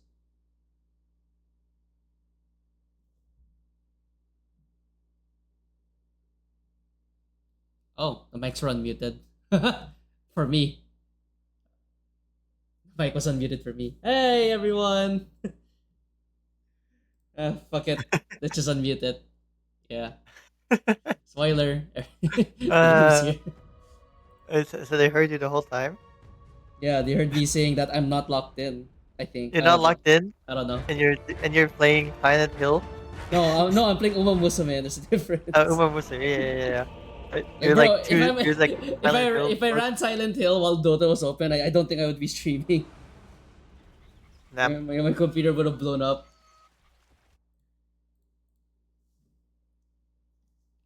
All right. Game number 2 between these two teams, Triple V, Team Chad. This is do or die for Team Chad right now. They're down 0-1. Winner of this one goes to the grand finals to take on Skylaw and Flex Pick Supremacy. Who do you think are going to be the X factors in this game, Skylaw? So, I just want to say this, but if this is the last game where you go out, I would say I would be pretty happy with my draft as Team Chad. You got the signature Dazzle from Chad. You have, you know, good matchups in all your lanes. I think this Dragonite into Quap is like probably one of the only heroes who can just lane it. You just have good HP regen, and then you have Sanking into Coddle. I think as much as the Coddle will have a faster like rotation speed, I think you're pretty happy if you're Team Chad. Mm-hmm. Now, in terms of what's going to be the determining factor in this game, I really think it really boils down to how does bottom look, because this Centaur has the potential to feed a lot into the Juggernaut CM, You make mistakes. and then how much do the rotations from Coddle impact the side lanes? Because if Coddle rotates, but the side lanes end up being okay, then the Sanking is just going to outscale the Coddle and then start like murdering everyone. Yeah, That would be the determining you factor in did this game. mention that you saw Daga, right? You saw Daga play this Coddle. So I saw him play this Coddle mid in Lions League, and I'm not gonna lie, I was not very impressed with his Coddle then, because from what I saw, he wasn't really in tune with all of the stack timings for the jungle, and so he missed a lot of last hits in lane, but then he also didn't get a lot of stacks in the jungle. But one thing that he is good at is rotating, so maybe that's like why he picked it. He just picked it because he needs a rotating hero. But I'm afraid that for Team VVV, they're just gonna get out farmed here, and then they're gonna get like Dazzle Decade, which is like quite a strong combo. Yeah, well said. So, I think in your eyes, this should be like a redemption game for Daga, right? On this hero. I mean, if he wins this, then I might change my opinion. I mean, I may not change it even if he does win, but so far from what I've seen, I think he thrives best on, heroes that are like, This is a good more opportunity to traditional mid laners. I've seen him do really well on like, well, not just traditional. I've also seen him do well in Beastmaster mid, but like, basically heroes that like really win the lane hard, and then rotate. Whereas like I feel like Coddle is a hero that like does okay no matter what lane, and then like thrives on like efficiency, which I don't think is necessarily his strong suit. I think his strong suit is winning lane, and then doing a lot of rotations. Yep. 5-man smoke once again from Team Chad, walking up onto the high ground of Triple V. Not gonna run into each other this time though. So it was Chad, right, that got first blood last time. Well, Team Chad got it. Yes, they did a flank, and then they got like a big shackle. On But the this Berserk game, it Line. looks like they're just looking for some D ward. They've identified the ward. So it is going to be an off lane Quap in this case. We haven't really been seeing Quap in the off lane. Why do you think that Team Chad wants the Quap off lane? Team Chad or Sorry, VV? VVVs. I mean, I think Quap is like a very strong hero, like just generally speaking. So I think they like the ability to just pick it early, and then flex it to whichever lane they feel. And in this case, like they picked the co-op early, and then they picked Naga Siren. So because they got Naga Siren, and I think Cruel is their Naga player, they decided to put it off lane because they want to like maintain the range melee dynamic between the side lanes. Little exchange of hits here. Chad and Queen of Pain. Sagi on the Juggernaut. Some hit from OXD. So Centaur into this matchup against a Juggernaut. Even back then, for me personally, I really liked it whenever I had a Juggernaut matchup against the Centaur, because Centaur doesn't really do too much to me as long as I don't use my spin all willy-nilly, right? Yeah. But the strength of Centaur is that he's just so tanky, you can't kill him. I think if you're Centaur, you just like man up and start hitting him, because you have like 14 is. damage on him. Sitting Look at that, away. 74 damage to 60 damage. You can really do as a Juggernaut, right? Like, That's the where Juggernaut Hoodwink hero- comes in. The main thing is that this Hoodwink does not have HP. That's like the opposite of the Centaur. So I'm thinking if you're Radiant, what you want to do is just buy as much mana regen as possible on this Crystal Maiden and just throw everything at Hoodwink and then kill the Hoodwink. And then you guys can just 2v1 the Centaur. Hmm. Damn, a masterclass from VO right now though.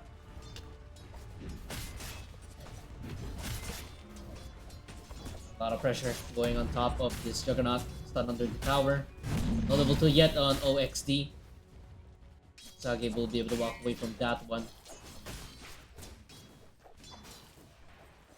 Been quite some time since we've seen a Quaddle mid, I think. I think I could confidently say that. Yeah, and I think for good reason. The hero just doesn't do as much as some of the other heroes. Oh, And then there are Cool. other heroes that can do the same job. Oh. I think he's gonna dead. die. Just dead? Wow. This is the Chad special. So Chad Dazzle, you should have banned it. Really. Oh! Oh, the last Um, second Frostbite just saved the oh. Juggernaut. And the blood Vio grenade was is mid too hit. early. He was mid-hit on the Centaur. Yeah, but you don't want this Juggernaut to struggle early on, especially against this kind of lane where you paired up CM with the Juggernaut. This is like all-time classic combo where you just slow them, Frostbite, spin. But so far, it's all Centaur right now. I think this is where the difference in the mid lane plays a big factor in their draft on Team Chad. Because Glenn can play the Sand King mid, they could actually flex it. So it became a more valuable first pick.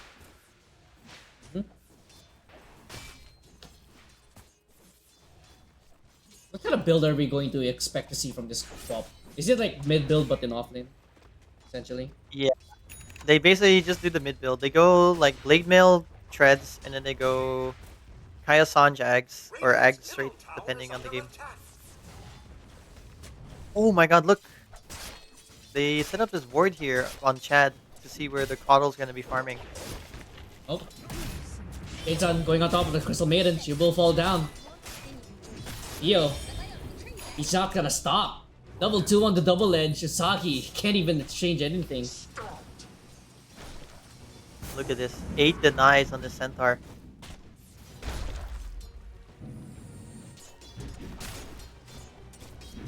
Different game from game number 1 for Team Chad, because at the moment, I can confidently say that they're pretty much almost winning all their lanes, right? I mean, Kotl doing Kotl things. Yeah, this is definitely a like a 3-lane win in my opinion. At the moment. Let's not get ahead of ourselves yet. I consider the lanes over around 5 minutes. Really. Yeah, because after that, that's when everyone can start rotating. At that point, you're not laning anymore. It's just, you know, farming. Naga Siren's still level 1, by the way. I think Naga Siren is probably regretting not going level 1 mirror image. Cannot purge this Dazzle Q.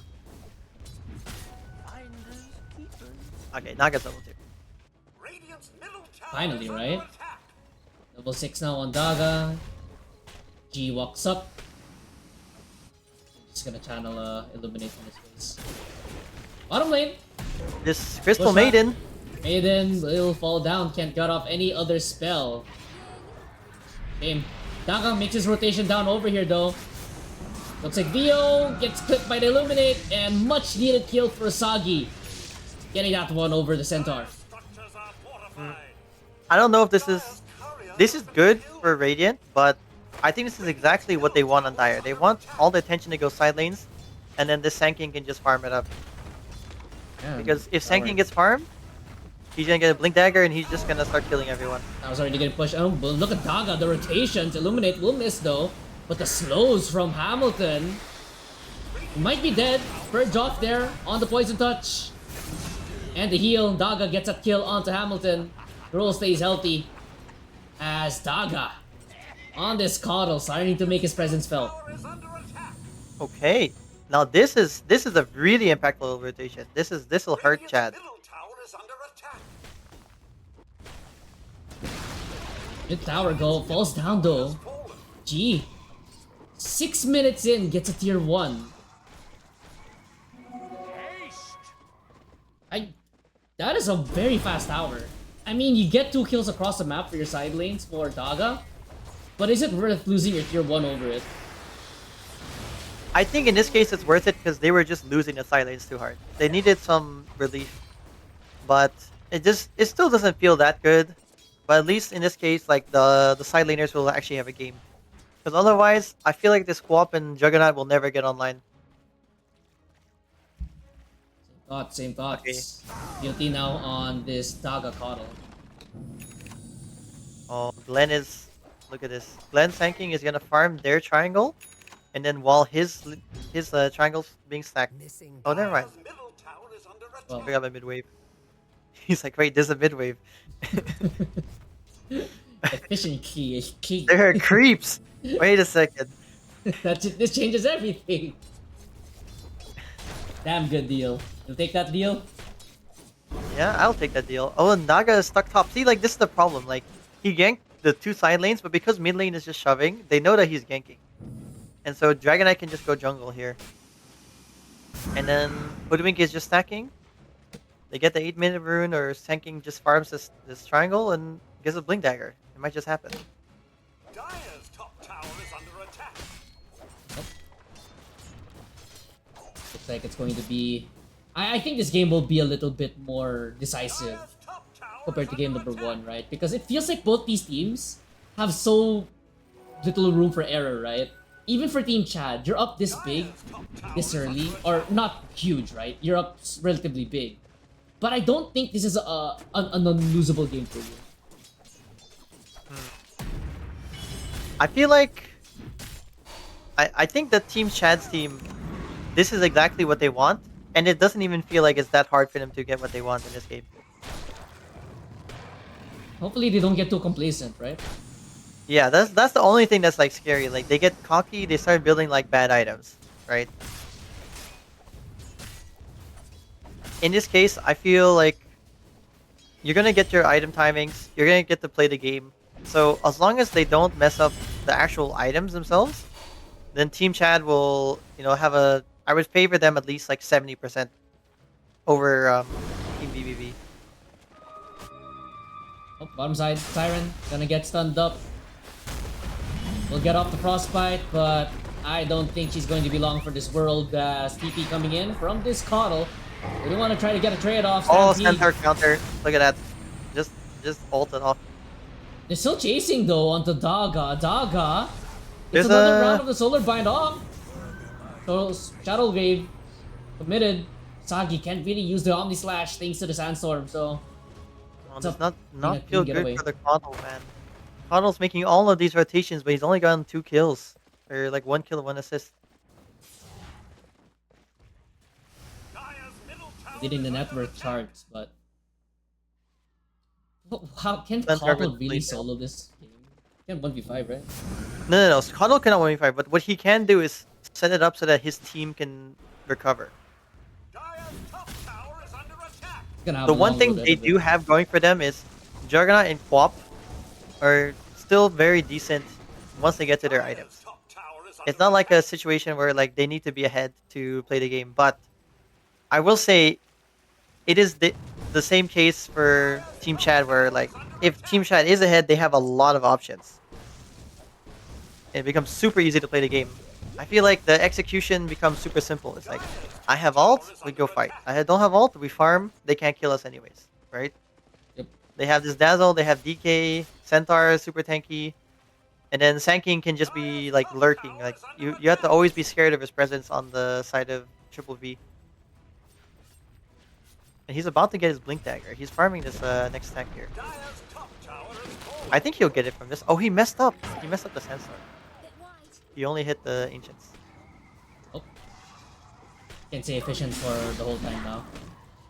Yeah, well, he's gonna mess up his Blink. He's gonna get it like a minute later. Okay. Maybe he does it well this time. He's like learning. Oh, he did it. Look, he's like, I messed up. Top side, Meanwhile, at top, Chad. He's Chad gonna is get in surrounded. I mean, he can stall things out, right? Chalgrave will be going through, but he's gonna get left high and dry with the 4-man unit of Triple V up here. Daga gets another kill onto this Toddle. I think you're happy if you're Chad, man. You're like, I just made them use 4-man gank for me. They use the Vessel, and then my carry's farming, my Sanking is farming, my Centaur is farming. Heck, even my Hoodwink is farming, you know? Everyone's farming. Yeah.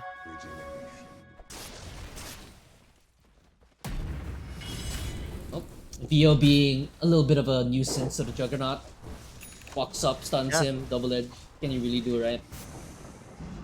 Blink Dagger almost completed on this Sanking. Just a little bit. Oh, And that he gets the root. was a broadsword taken out from the Juggernaut's career. Yeah, but for the side of Triple V right now, how much, or rather specifically for Usagi, how much pressure now is on you? Because game number 1, you were able to get away with a couple of bad plays on the Faceless Void, Miss Chrono here and there, a couple of unnecessary deaths here and there. How much leeway do you have in this game compared to game number 1 now that you're the Juggernaut in this lineup, in this kind of situation? I feel like the leeway is smaller, but I feel like the execution is easier. Because last game he did the Chronos, but they really didn't have any Chrono damage. Whereas in this case, like, his job as the Juggernaut, really in the team fights, is just to throw down a healing ward and then not die. As long as he doesn't die in the fights, he throws a healing ward down. And the Naga Siren ult with the extra healing, they can probably survive a lot of the goes from Team Chad. Bottom. Blink strike.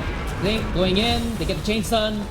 G. Oh. Easy kill onto the Juggernaut, and the Sharpshooter connects onto the Crystal Maiden. 2 quick kills for the side of Team Chad as Cruel moves in bottom. Doesn't have an ultimate though.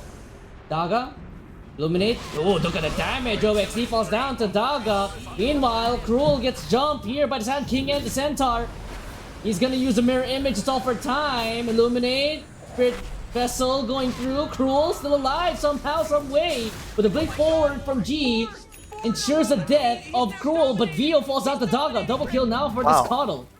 This is actually good for Triple V. I think Triple V is winning this. Ash links forward, spots out G.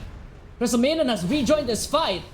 Do they have detection? They do, but they don't want to push forward, as G will get clipped there by the Illuminate, but that looked very dark and grim for the side of Triple V, but they were able to salvage that one. Yeah, this co-op model heroes are quite strong. I think, actually, the one thing I haven't mentioned is this Dragon Knight on the side of Team Chad. I actually think he's surprisingly underfarmed, especially given the fact that, like, I actually think he could have been farming a little more aggressively. Now he does have the Mask of Madness, so maybe he'll, start turning that around and, being the top of the net worth. But you really want to see him, at least him or the Centaur at the top net worth if you're Team Chad, because they're the heroes who really like control the, what's it called? How much they scale. Siren is straight up dead once again. Yeah, Siren is not having a good series. And even more so compared to game number 1, right? Because game number 1, as long as he can get off False Promise, Fate's Edict, you're okay with dying. But in this case, as a CM, it feels like you always have to be on alert and you always have to be conscious with your positioning.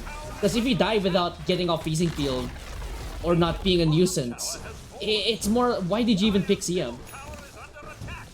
Yeah, I mean, the biggest strength of this hero now is this Glacial Guard, but they've kind of had a good answer to that by like just picking like this Hoodwink Sand King. I mean, I know they picked that first, but you know, it would have been fine for CM to counter that if it was like in their lane, but because they rotated the Sand King to mid, it just makes the whole idea of like picking CM like really bad. Gonna get caught out here in the jungle. Stampede use. The Oh. healing. Oh, Chad GPT is still alive. And here comes the epicenter right on top of Daga. Song came out. The song going through. Saves the call for now. Illuminate goes out. But it looks like the Crystal Maiden. An unnecessary death, I Constellation, think. Constellation. Or Ash maybe jumping more. back in. Bushwhack. Right on top of the Queen of Pain. But another round of this chakra magic. G is able to survive for now, but the straight tower shot brings him down and reel back in on top of Vio. Vio. Sonic Wave in the backside. Ash clips onto the two supports. It will take down Chad GPT. Centaur will be able to TP out. Also the Hoodwink as well. So overall, These, 2 for 1, but you lose the Sand King again. These chaotic fights are really favoring Triple V. I think this Caudle is like just thriving in it. Like that's all Caudle wants to do is just like do these chaotic fights. This is not good for Chad actually. Not at all. I take back what I said. I mean, I know I mentioned that like it's really easy to execute, but I think they have to do these smokes. They have to do the jumps. They cannot be getting these weird fights where like, oh, a support gets jumped, and then they like they do like a panic rebuttal, right? They need to be the one setting the tone. And if they don't set the tone, then they need to just avoid the fight. Especially given that there's this Naga Siren hero.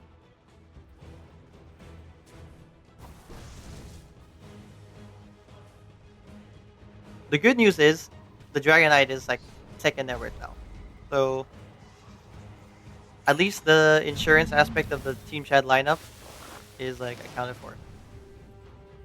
Yep. 17 minutes, 7-9, less than 1k gold lead. Actually, it's ping-ponging between these two teams. Gold lead wise. I would say Team Chad is still ahead. I think this Caudle net worth is more of an outlier net worth.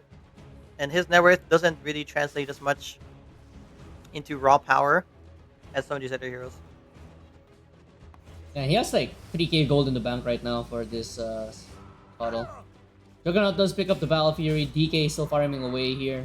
Going for the BKB next. TP topside. Oh, do they want to try going on top of the DK? Daga pushing forward. Does get the Solar Bind off. Ash misses the Sonic Wave, however. Looks like they'll have to settle instead for the Dazzle, but the push forward here with the epicenter. They only have to talk on the Siren. Looks like they won't be needing it. Basic field placed down, but the pushback, even with the healing ward, takes down Daga, but you lose 3 for that. Hamilton still falls down to the co-op despite missing the Sonic Wave, and keeping out is a Hoodwink. Damn, Daga is doing God's work.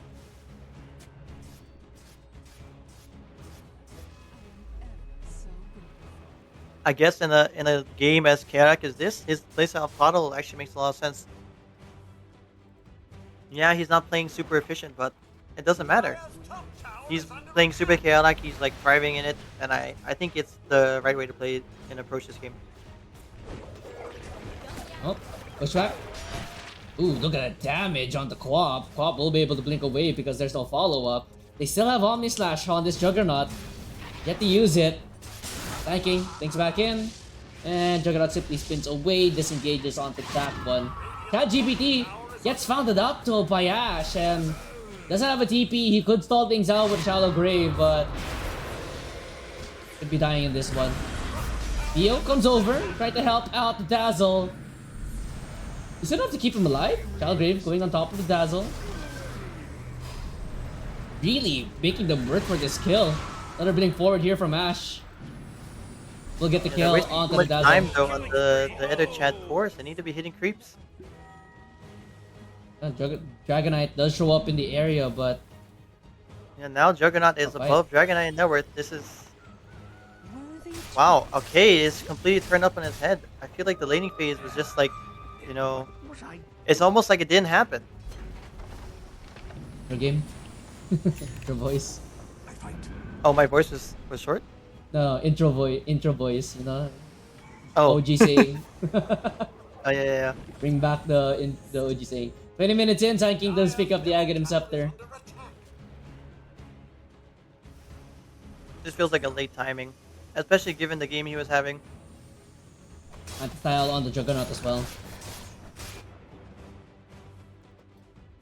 And I mean, now... Oh, go on. It feels like in this game, or rather in this series, Daga and Ash has been the tone setters for Triple Yeah. V.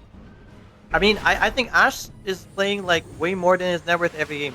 Like, it feels like his net worth is way higher the way he's playing. He just has like the right items every time.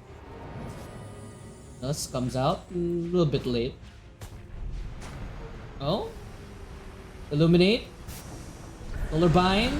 The Illusion. Spot out OXD. He's gonna try to juke and jive, but here comes the spin for the Juggernaut. A lot of commitment. Meanwhile, Ash will be jumping inside the Sandstorm on top of Sand King, but OXD almost got away with that one. Siren cleans it up with a Frostbite.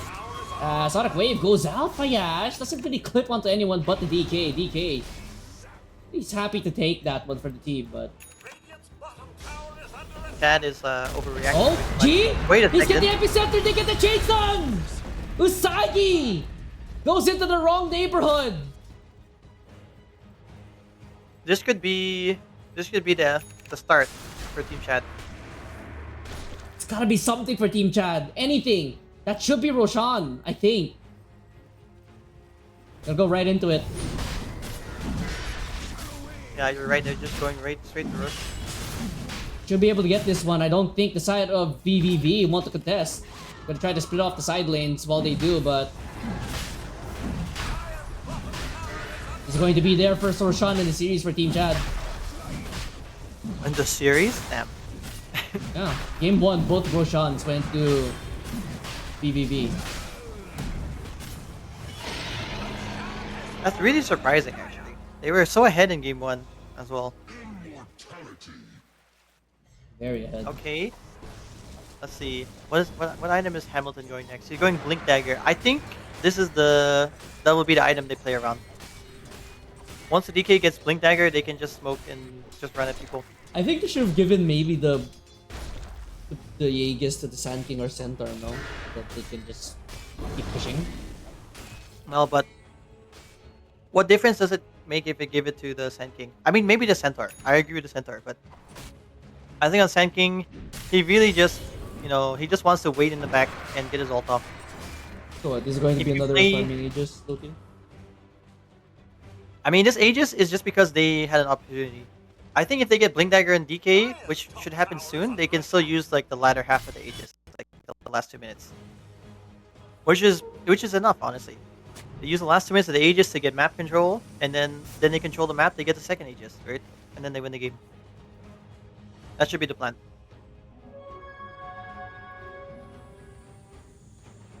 Pain going for the Aghanim Scepter next. Juggernaut going for his Aghanims as well.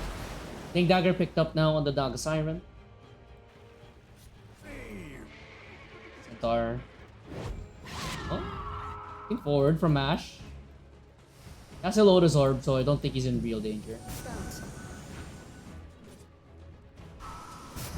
Doctor and Core picked up now here on the Coddle. Wow, Coddle is actually aiming to scale. I kind of like it, actually. I think the strategy of aiming to scale is actually quite good, especially in this series. Yeah, and for Team Chad as well, right? You wasted 2 minutes already on your Aegis, and I don't think they really have gotten much map control from any of this. No, the map control will have to come after DK gets Blink Dagger, but he has to get it soon. He has to get it within the next, like, 30 seconds, I think. I If think not, by it'll be difficult. 25-30 he should have it. If he has it 25, then they can use the nighttime to, smoke and do stuff. The But he problem won't is have he DK won't form yet. have Dragon Form, but he probably have it back when he gets the what's it called, the dagger anyways. He's gonna go clear top wave.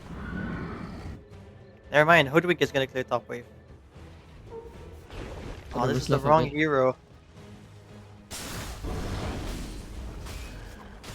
I mean, Hoodwink is smart. Nonetheless, this is a Blink Dagger on the DK. Okay, I want to see some smokes come out. If they don't have smokes now, then they're not gonna smoke anytime. If not now, then when? The smoke here on the Dazzle. Okay. Okay, they have it ready. Two smokes ready on both supports. Now should be go time here if you're on Team Chad. Nah, just one more ancient cap. Doesn't The even problem finish with it. this is now they have not shown mid for this whole period of time, and so the side of VVV, Triple V, they know that they're not showing anywhere. Okay, tanking shows. Maybe they'll loosen up a bit, but I think they need tanking in this gank. Sand King might lag behind them. Musagi, the jungle right now, gets scanned out. I don't know if this will work. Going forward. Oh, he gets it Oh. wrong. Juggernaut spins. Doesn't TP though. Is he trying to bait them in deeper? Stampede gonna be used. Sharpshooter gonna land. Oh. Dodges the stun with the Dodges the Manta. stun, but he does have a mommy stash right on top of Hamilton right now. Here comes the Sonic Wave, clips onto the Hoodwink and the Sand King. But Usagi comes out of the Omni Wait, he slash can die and here. he's just naked. Oh, The the song. song! Song keeps Usagi Look, alive. the song's the stealing And now ward. the They're stealing reset. so much. Look at the spirit, look at the freezing field! It's a disastrous fight for Chad! They lose 2 right off the bat! Hamilton is just getting chipped down by the Juggernaut! Vio! All the tankiness on the center for what? He's just gonna get kited around. Oh, Ash is gonna get taken down though by Hamilton. Double kill for DK so far. But it's a 1 versus 3. Oh, For he's this already DK. too late. He's just gonna straight up TP out. He got out. He got out. Successful Okay, in you know doing what? So. It's not that bad. I thought it was gonna go much worse. It's Don't not have a that bad. cancel on the side of BVV, but Usagi taking his lucky stars from that one. Barely man. able to survive that. Chad's team just needs one guy to be like, okay guys, let's make sure to shove mid first before they smoke. Like they just need one guy to do that, and then this whole thing gets avoided. Ah, Surprisingly, gold will still go in favor of Team Chad. They take away Ash's kill streak from that. And Siren's kill streak. I mean they didn't lose Dragonite. They killed some people.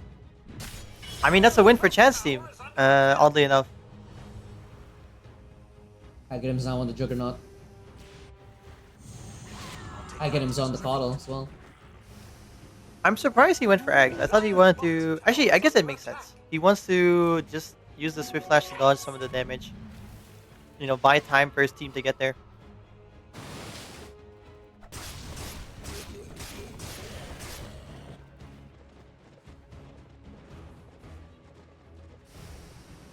Tanking almost BKB.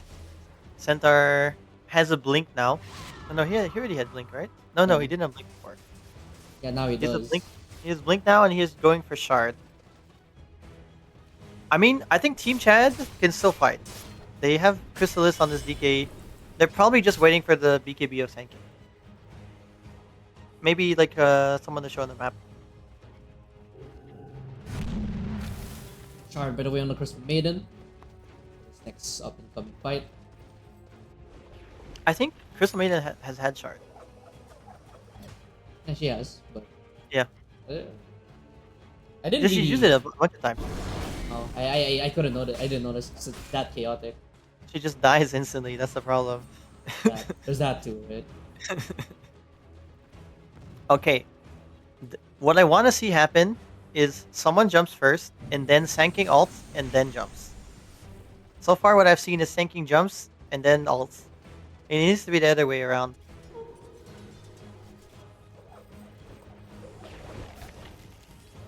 Pop getting bigger and bigger thanks to the Aghanim Scepter, and next couple of fights should be dangerous for the side of Team Chad if they don't keep this Quap. The shard! Oh, hold on. You one-shot her. BKB pop though for the DK, but Siren falls down mid lane. Oh, Juggernaut spots Vio. Bushwhack, gonna miss out though. Neo has ultimate. He has Stampede here. Pushing could forward. use Can he get the kill on the co-op? Overhit to do the trick though! They can't get it! Ash is able to blink away! Lucky to be alive on the Queen of Pain. Wait. Did Ginny polybag? Wait, that couldn't kill, right? The Ginny can kill? No. I mean, no, it can, but like, it doesn't do that much damage. She's not gonna die. She was on 1 though. Close. 80 Oh! rune, Omni Lotus Slash. Orb, that's used. Meanwhile, No, on the Swift Slash, backside, Swift Slash used. He still has Omni. Hoodwink is able to TP out. Bushwhack. Keeps him at bay. TPing back mid lane. Juggernaut. Stops the push of the Sand King, but Team Chad, Okay, they're I able really to like maneuver what- that. I really like what Chad's team has done, man. They're playing so well now. There's a Daedalus almost done on this DK. This is really good for Chad. They have Roche's up, they have Daedalus, they have all their spells. No more double damage. The cat's out of the bag.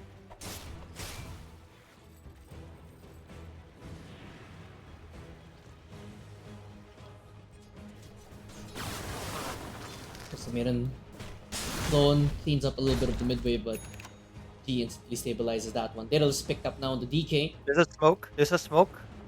Sand King running over bottom side. I think DK might bait here. Or he might just wait in the bushes. Or they run into Daga! Bushwhack going through with the boomerang as well! The damage isn't enough! It looks like it is! Oh, the Daga Glimmer falls Keep! down! Glimmer! Prevents the Swift Shot from going through, but here comes the net! Right on top of the Hoodwink. Bushwhack stalls things out! They This can't slow him. Hoodwink! They don't have Coddle. Coddle's like all their catch. He just runs away. They can Guided roach here. They can perfectly. roach here. Chad? Let's jump and co-op. TP out. Do they have enough? Doesn't look like they There's do. no stun. There's no stuns. Wow. Okay, Team Chad. Their backs against the wall, just stepping up, you know?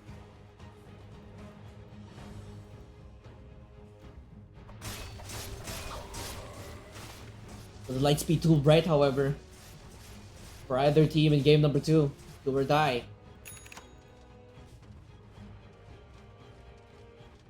Another Lotus done on Sand King. I think both supports should also buy Lotus on the side of Chad.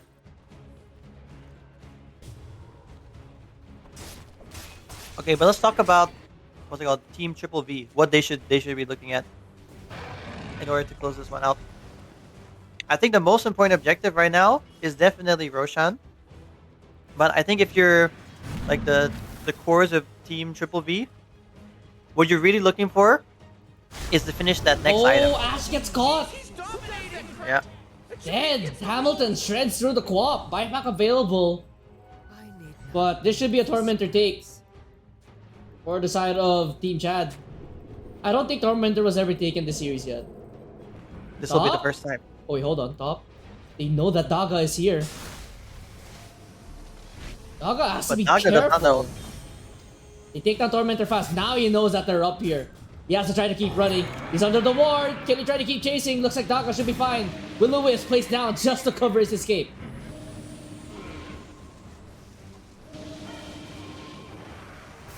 A tier 1 tower. Gonna be next on the list here for Team Chad as G actually gets a shard on the Sand King from the Tormentor. Game has turned on its Pretty head good. once again. Yeah. It is. Wow, Team Chad, it's like a different team. Smoke again on Team Chad. No DK for this one, however. Tower is under attack.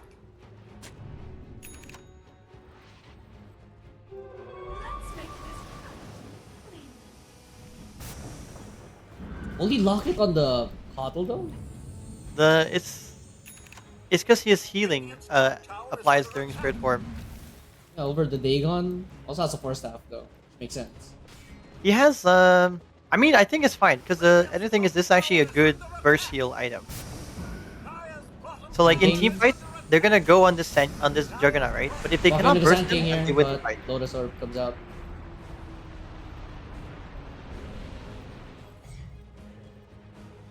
I actually think this Coddle though really needs a Gleipnir.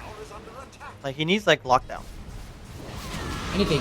Oh, Sand King gets caught up. BKB pops on a grave as well, but he survives. They He's tried fine. going all in. OXD. Eyes on him. Blink forward from the Quap. Quap gets caught out. Pushback as well. Do they have the damage? Song of a Siren has to be used just to keep alive this Quap. They do catch up. Sand King is getting a good angle. They're gonna jump forward. Sand King gets a burrow strike that supports, but the Omni Slash! Oh. Endless gets Lotus! Will is placed TP down, from the spin Juggernaut. TP from the Jug, this fight's Oh, over! full panic mode from Triple V. Pushing forward, VO, he fights Naga again!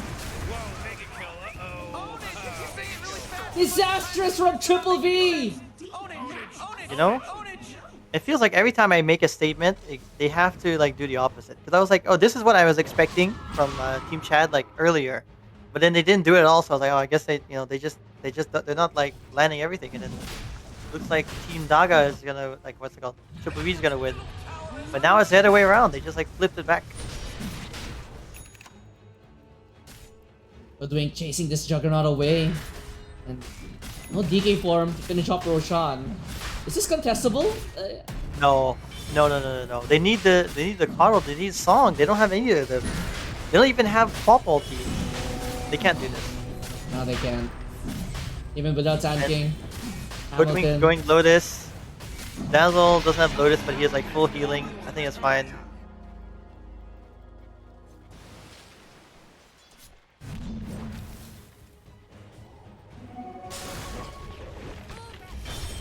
Catch out the Naga illusion. Or did the Naga illusion catch them? The things that keep me up at night.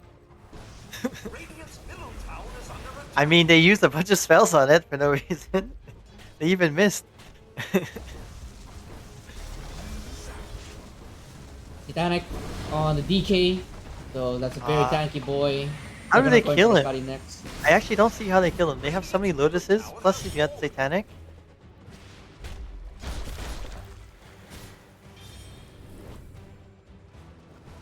Lotus next on the Hoodwink.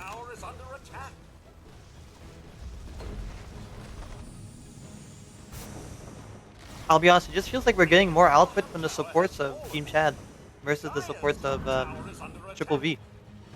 Like last game, it feels like they were more masked because of the state of the game. But now we can see it on full display.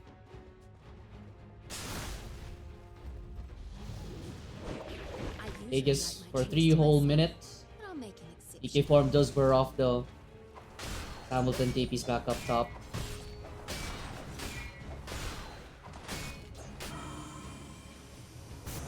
Triple V yet to lose a game here in the playoffs, by the way. AD Rune gets picked up here by the Juggernaut, but it was counted out. While we're waiting for some stuff to happen, I will mention Triple V was actually the bottom seed of the whole tournament at the beginning of the group stage. So they had just lost to everyone.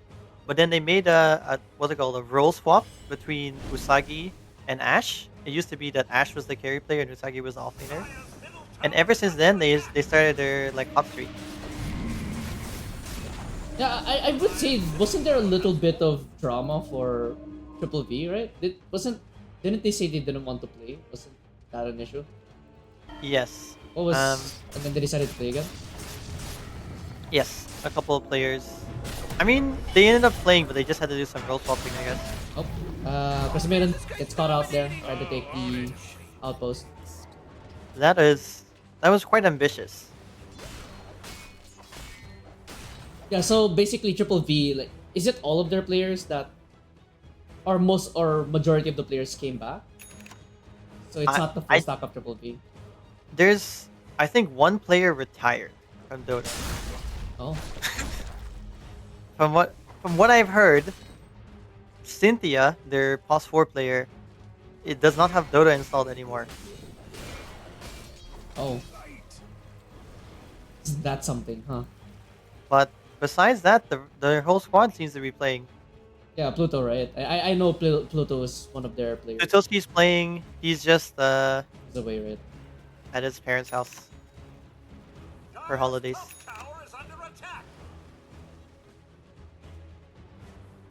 Yeah, but one hell of a turnaround for Triple V, right? Bottom seed, had that drama at the start of the season. Where, Bottom seed into beats the second seed and beats the third seed. No, they just Yeah, beat takes the a game third off seed. the first seed. Wait, did they beat the second seed? The Weren't you second seed guys- is Chad. Yeah, So they in the didn't beat group them yet. stage, we had Oh, we played each other twice. No! We had a paint short armor blink. Snap. I mean, mid lane But, now. Stampede, use 4 on the Centaur. I mean, you get the Stampede out at the very least, right? But No, it's just negatives. oh yeah, you're right. I didn't know. It's just 24-second cooldown. I It's thought it was alright. Stampede. I mean, it gives you stampede effect for 4 seconds. But I did not know. That's And why- there goes Siren. That's why Thompson was playing the Centaur mid and rushing Ags. Well, more you know. Yeah. No, but Triple V. What's it called? In the group stage, each team played each other twice in this upper division. So we have a total of 2 series against each team. And Triple V lost all their series the first week. All their first series. But in the second series, they won 2 out of 3. Losing only to Flex Pick Supremacy. Or FPS. You guys. Yeah. I think it's a group stage. No, group stage is best of 2, right? So it was actually a tie between us in the second series.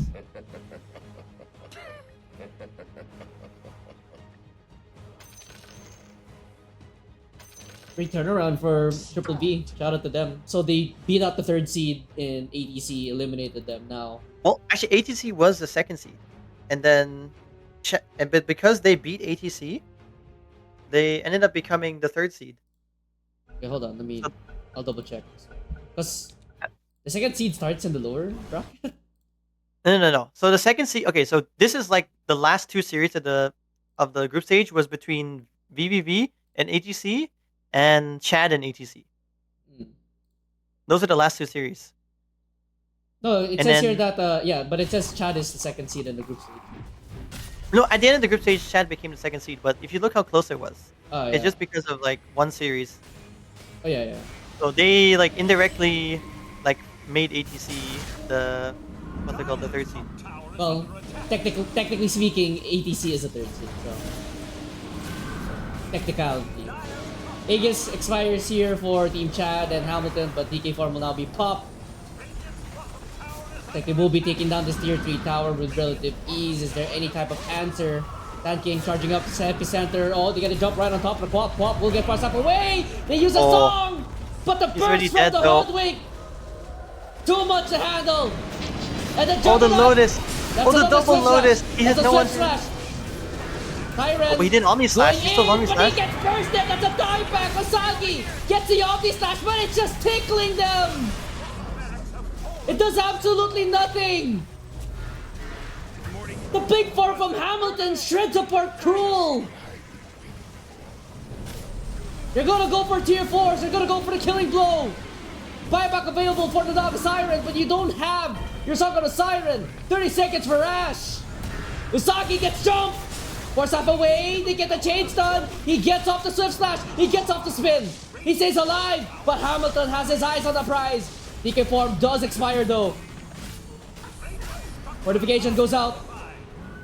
18 seconds for the Quap. He bought out the BKB. How much longer can they stall? Will-O-Wisp fuse. Looks like they're gonna back away on Team Chad. I'll get over it. Not very Chad of them. But damn, that was it's not looking good for Triple V. It looks like we're going to a game 3, in my opinion. I know it might be too soon to call, but I feel fairly confident that it's going to a game 3. Never say never. 14k gold lead. Smoke move it here from Triple V. This is desperation time for them. They need to get something, anything going to stop the bleeding. It feels like they have their leg chopped off. So even if you do stop the bleeding, how much blood have you already lost here, Skylaw? I mean, they still can't recover the leg. It's been They eaten. can't. It's been devoured. This guy, You- this you Juggernaut know, doesn't even have uh, Omni Slash. How are they supposed to kill anyone? Unless you somehow get some kind of kill on They any of need the big to- cores of Chad. Think they need to forward. catch the Oh, backside. they're gonna catch up the Quap! Big forward! He's getting shredded. Sonic Wave will go out though. Swift slash! No, the Omni slash! It's reflected! Oh, it's an anime battle. And he's not winning this one on Usagi. Big forward, Sonic!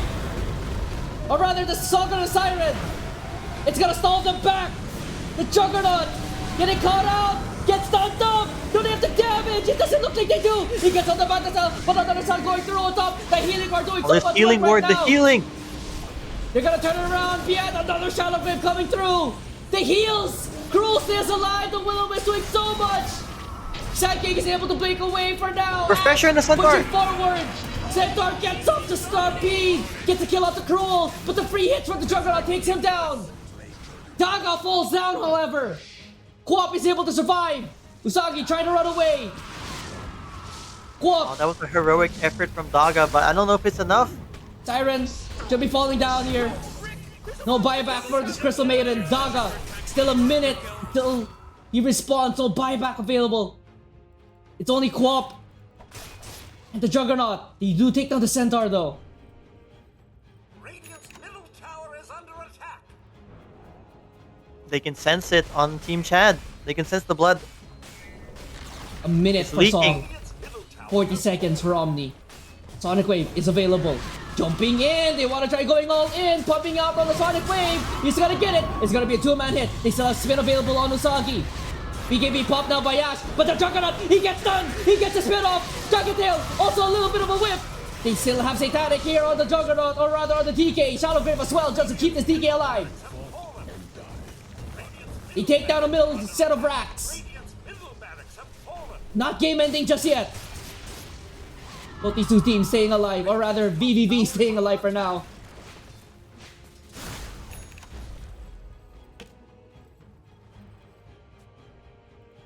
How long can they do it? How long can they hold? There's Roche spawning. Scan it out too. Feels like VVV, they have to contest. They have to do something. They can't give this Roshan for free. There's a refresher and an Axe Blessing on the Sand King. Will-O-Wisp fused inside the Roche pit. And Roche can't Oh, seem to no. kill it. I didn't know Oh, he that does no interaction. damage. What the Yeah, there's no damage. That's not OP. Wait a second. Wait a sec. Oh, it doesn't last that long though. In. Oh, Sagi!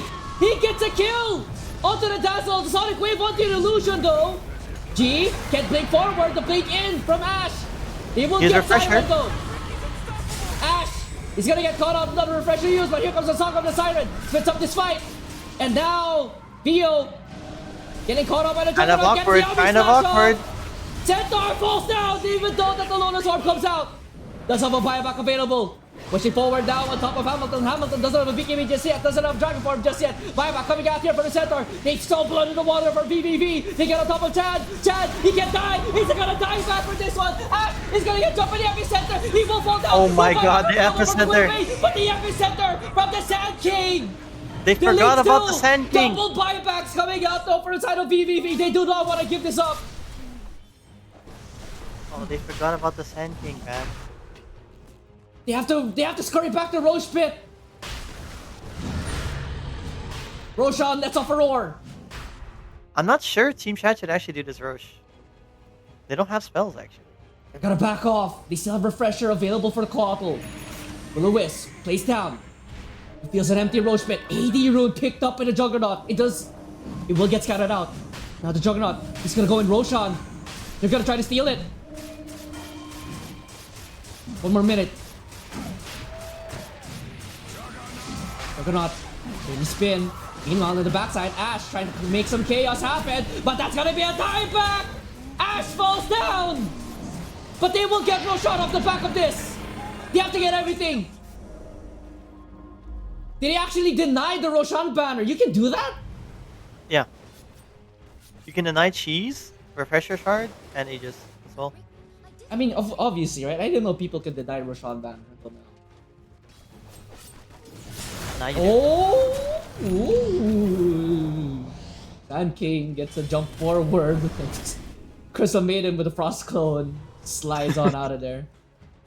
I mean, that was a no-risk play for the Sand King. Lotus Orb, Outward Staff, he actually cannot die there. This Aegis is gonna be a deny Aegis though, in my opinion. I don't think they can do anything with it on the side of Ash head for VVV. 60, yeah. Skull Basher picked up on the Juggernaut. Can't slot it in yet though. This is the right item, I think. With the Skull Basher, he has a chance to bash the Dazzle and kill him. I'm actually surprised he managed to kill the Dazzle twice before Dazzle could Shallow Grave. Really quite surprising.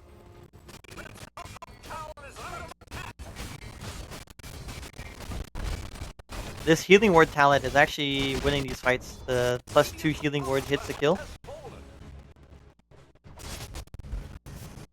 Oh, But Team Chad does not care. They want the kill. They want Siren. pressure. Up again on the Sand King. Refresher available for the Centaur. Refresher available for the Keeper of the Light. Refreshers all around. Even have a shard on the Juggernaut if you count that one. I mean, Blink on this Naga Siren. This can disrupt anything. But so can this Centaur. Who will strike first? Ash looking in on top of the DK. Sonic Wave as well with the Blade Mail. DK stun goes out onto the illusion. BKB on the DK. Picking in Ash. Hold on. He spots out the Dazzle. Do they have the damage though? Vio trying to save this co-op. Oh, they get the jump forward. They get the stun. Do they have the chain? The healing is enough with the Song of the Siren. It keeps him alive. And here comes Asagi. This could be a big one. He gets a blink forward. Who can he get the Omnislash off? Oh, the Lotus It's a Orb. switch back once again. But now he gets the Omnislash. Bouncing goes everyone. Ash is dead. G gets a double kill somehow. There's still an Aegis available for Asagi, but he's just getting free hit right now. Does have a spear available to try to stall things off. Will he be able to get it off? No, he will not. But the refresher shard is now inside his inventory. The He needs to throne, get the up a throne spear. is dying.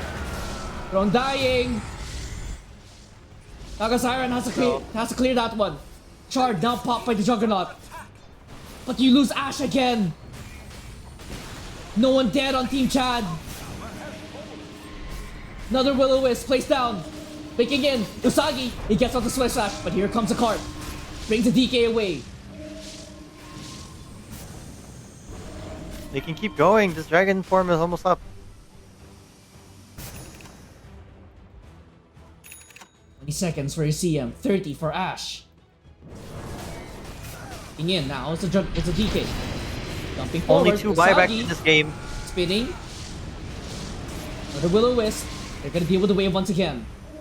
So the Racks stay alive for now.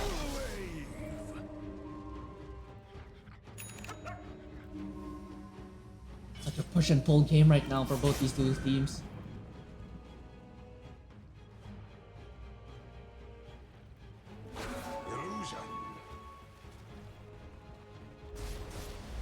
No buyback on this Juggernaut. And they know it. 3 minutes left still. They have a ward. They ping him. They have the They- damage. I don't no think one's they there. do. No one can get there fast enough. 2 minutes on the game timer. The cheese on the Cottle. Does have the Dagon picked up now. 3 seconds also on the refresher.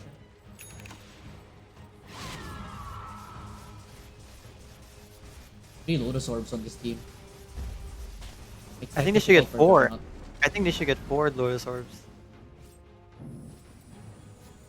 It's such a good item this game. The Quap, the Cottle, the CM, the Naga, everything is purgeable. And everything's countered by Lotus Orb. Just stack 4 of them on the Dragonite and let's see if they can kill him, you know?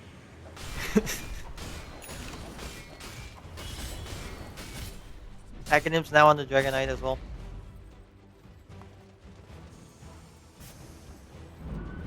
Only three buybacks in this game. Crystal Maiden, Sand King, and DK.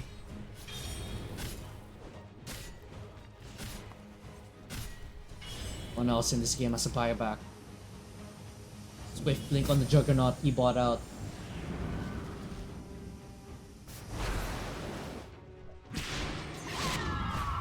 Ash is gonna start ratting out bottom.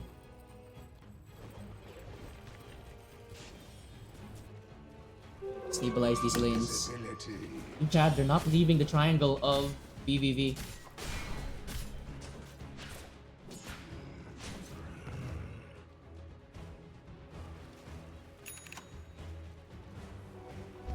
I'll take your Bounty runes taken though by the Sand King. Looking at the buyback status. Centaur will have buyback when in like 40 seconds. No buyback. 1,000 gold away from the co-op. 2,000 for the jug. With the cooldowns as well. They're actually gonna have 5 buybacks on the side of Team Chad soon. Just 30 seconds. Co-op continuing to push out bottom. Buys her shard. Bottom lane, that's a really deep push. I think Creep should be able to handle it, right? Yeah. I think if you're on the side of Chad, you're okay with this. I mean, ideally, someone should be farming there since you're not sieging anyways, but I think it's okay. Nope. Won't move in here from Team Chad. They might not be ready for this. It's been too quiet for too long. Co-op still in the base. Oh, they're not Naga gonna be watching Illusion's ball. coming out. Oh, they see the ward. Juggernaut. Thinking forward. It's a bash onto the Sand King. Will-O-Wisp as well. Oh, hold on. Hold the dazzle. He's gonna get caught up. There's gonna be Shallow Grave and the E-Blade, and here comes the Song of the Siren. Is this a fight reset? Oh, the backside. Wait, the DK. He's gonna get ulted. Can they save him though? They're gonna get the cart off of him, and here comes the freezing field. They're gonna try to setting up the disengage. The Sand King. Siren is just dead. Usagi with the spin. They get another round of the song. It's a disengage. A double song used already. Will-O-Wisp plays down. Do they have anything left in attack? The Juggernaut is going to turn his attention to the Centaur. And here comes the Sand King with a burrow strike. They get the chain. They get the kill on the dog. Ash falls as well. GG. We're going to game 3, Skylar. Wow. I was getting scared there because I said like it's almost guaranteed that they're going to game 3, but it was actually kind of close. Way too close for comfort. Team Chad, they stay alive. And I saw Ash had a little something to say there. What did you say? What did you say? I didn't He see just it. said trash at the end. I don't know. I didn't Really? quite see it. I didn't see what the context was. I'll have to look at Wow. the VOD. But I mean, look at the graph. I feel like this is a very surprising outcome, especially the way it happened, right? Like, yeah, if you looked at the beginning of the game, you could have been like, well, I think Team Chad has the advantage in the draft. They're probably gonna be like the ones leading it, but if you look what happened, like they actually lost the lead in the middle there, and then had to regain it. They had to do their own mini comeback. well, that being said, we're gonna go to game number 3. Loser gets eliminated. We'll find out who in just a moment. VVV, Team Chad, game 3 in a bit.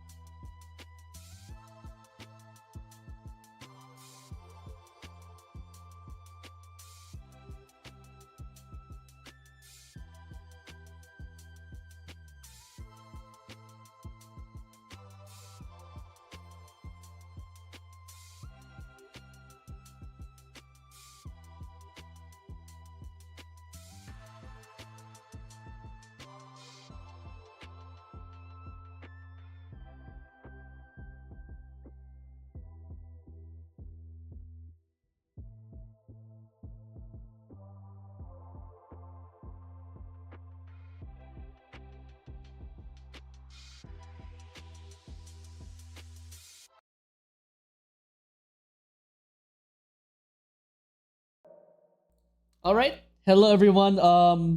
So there will be no game three. It looks like both teams will not play game three.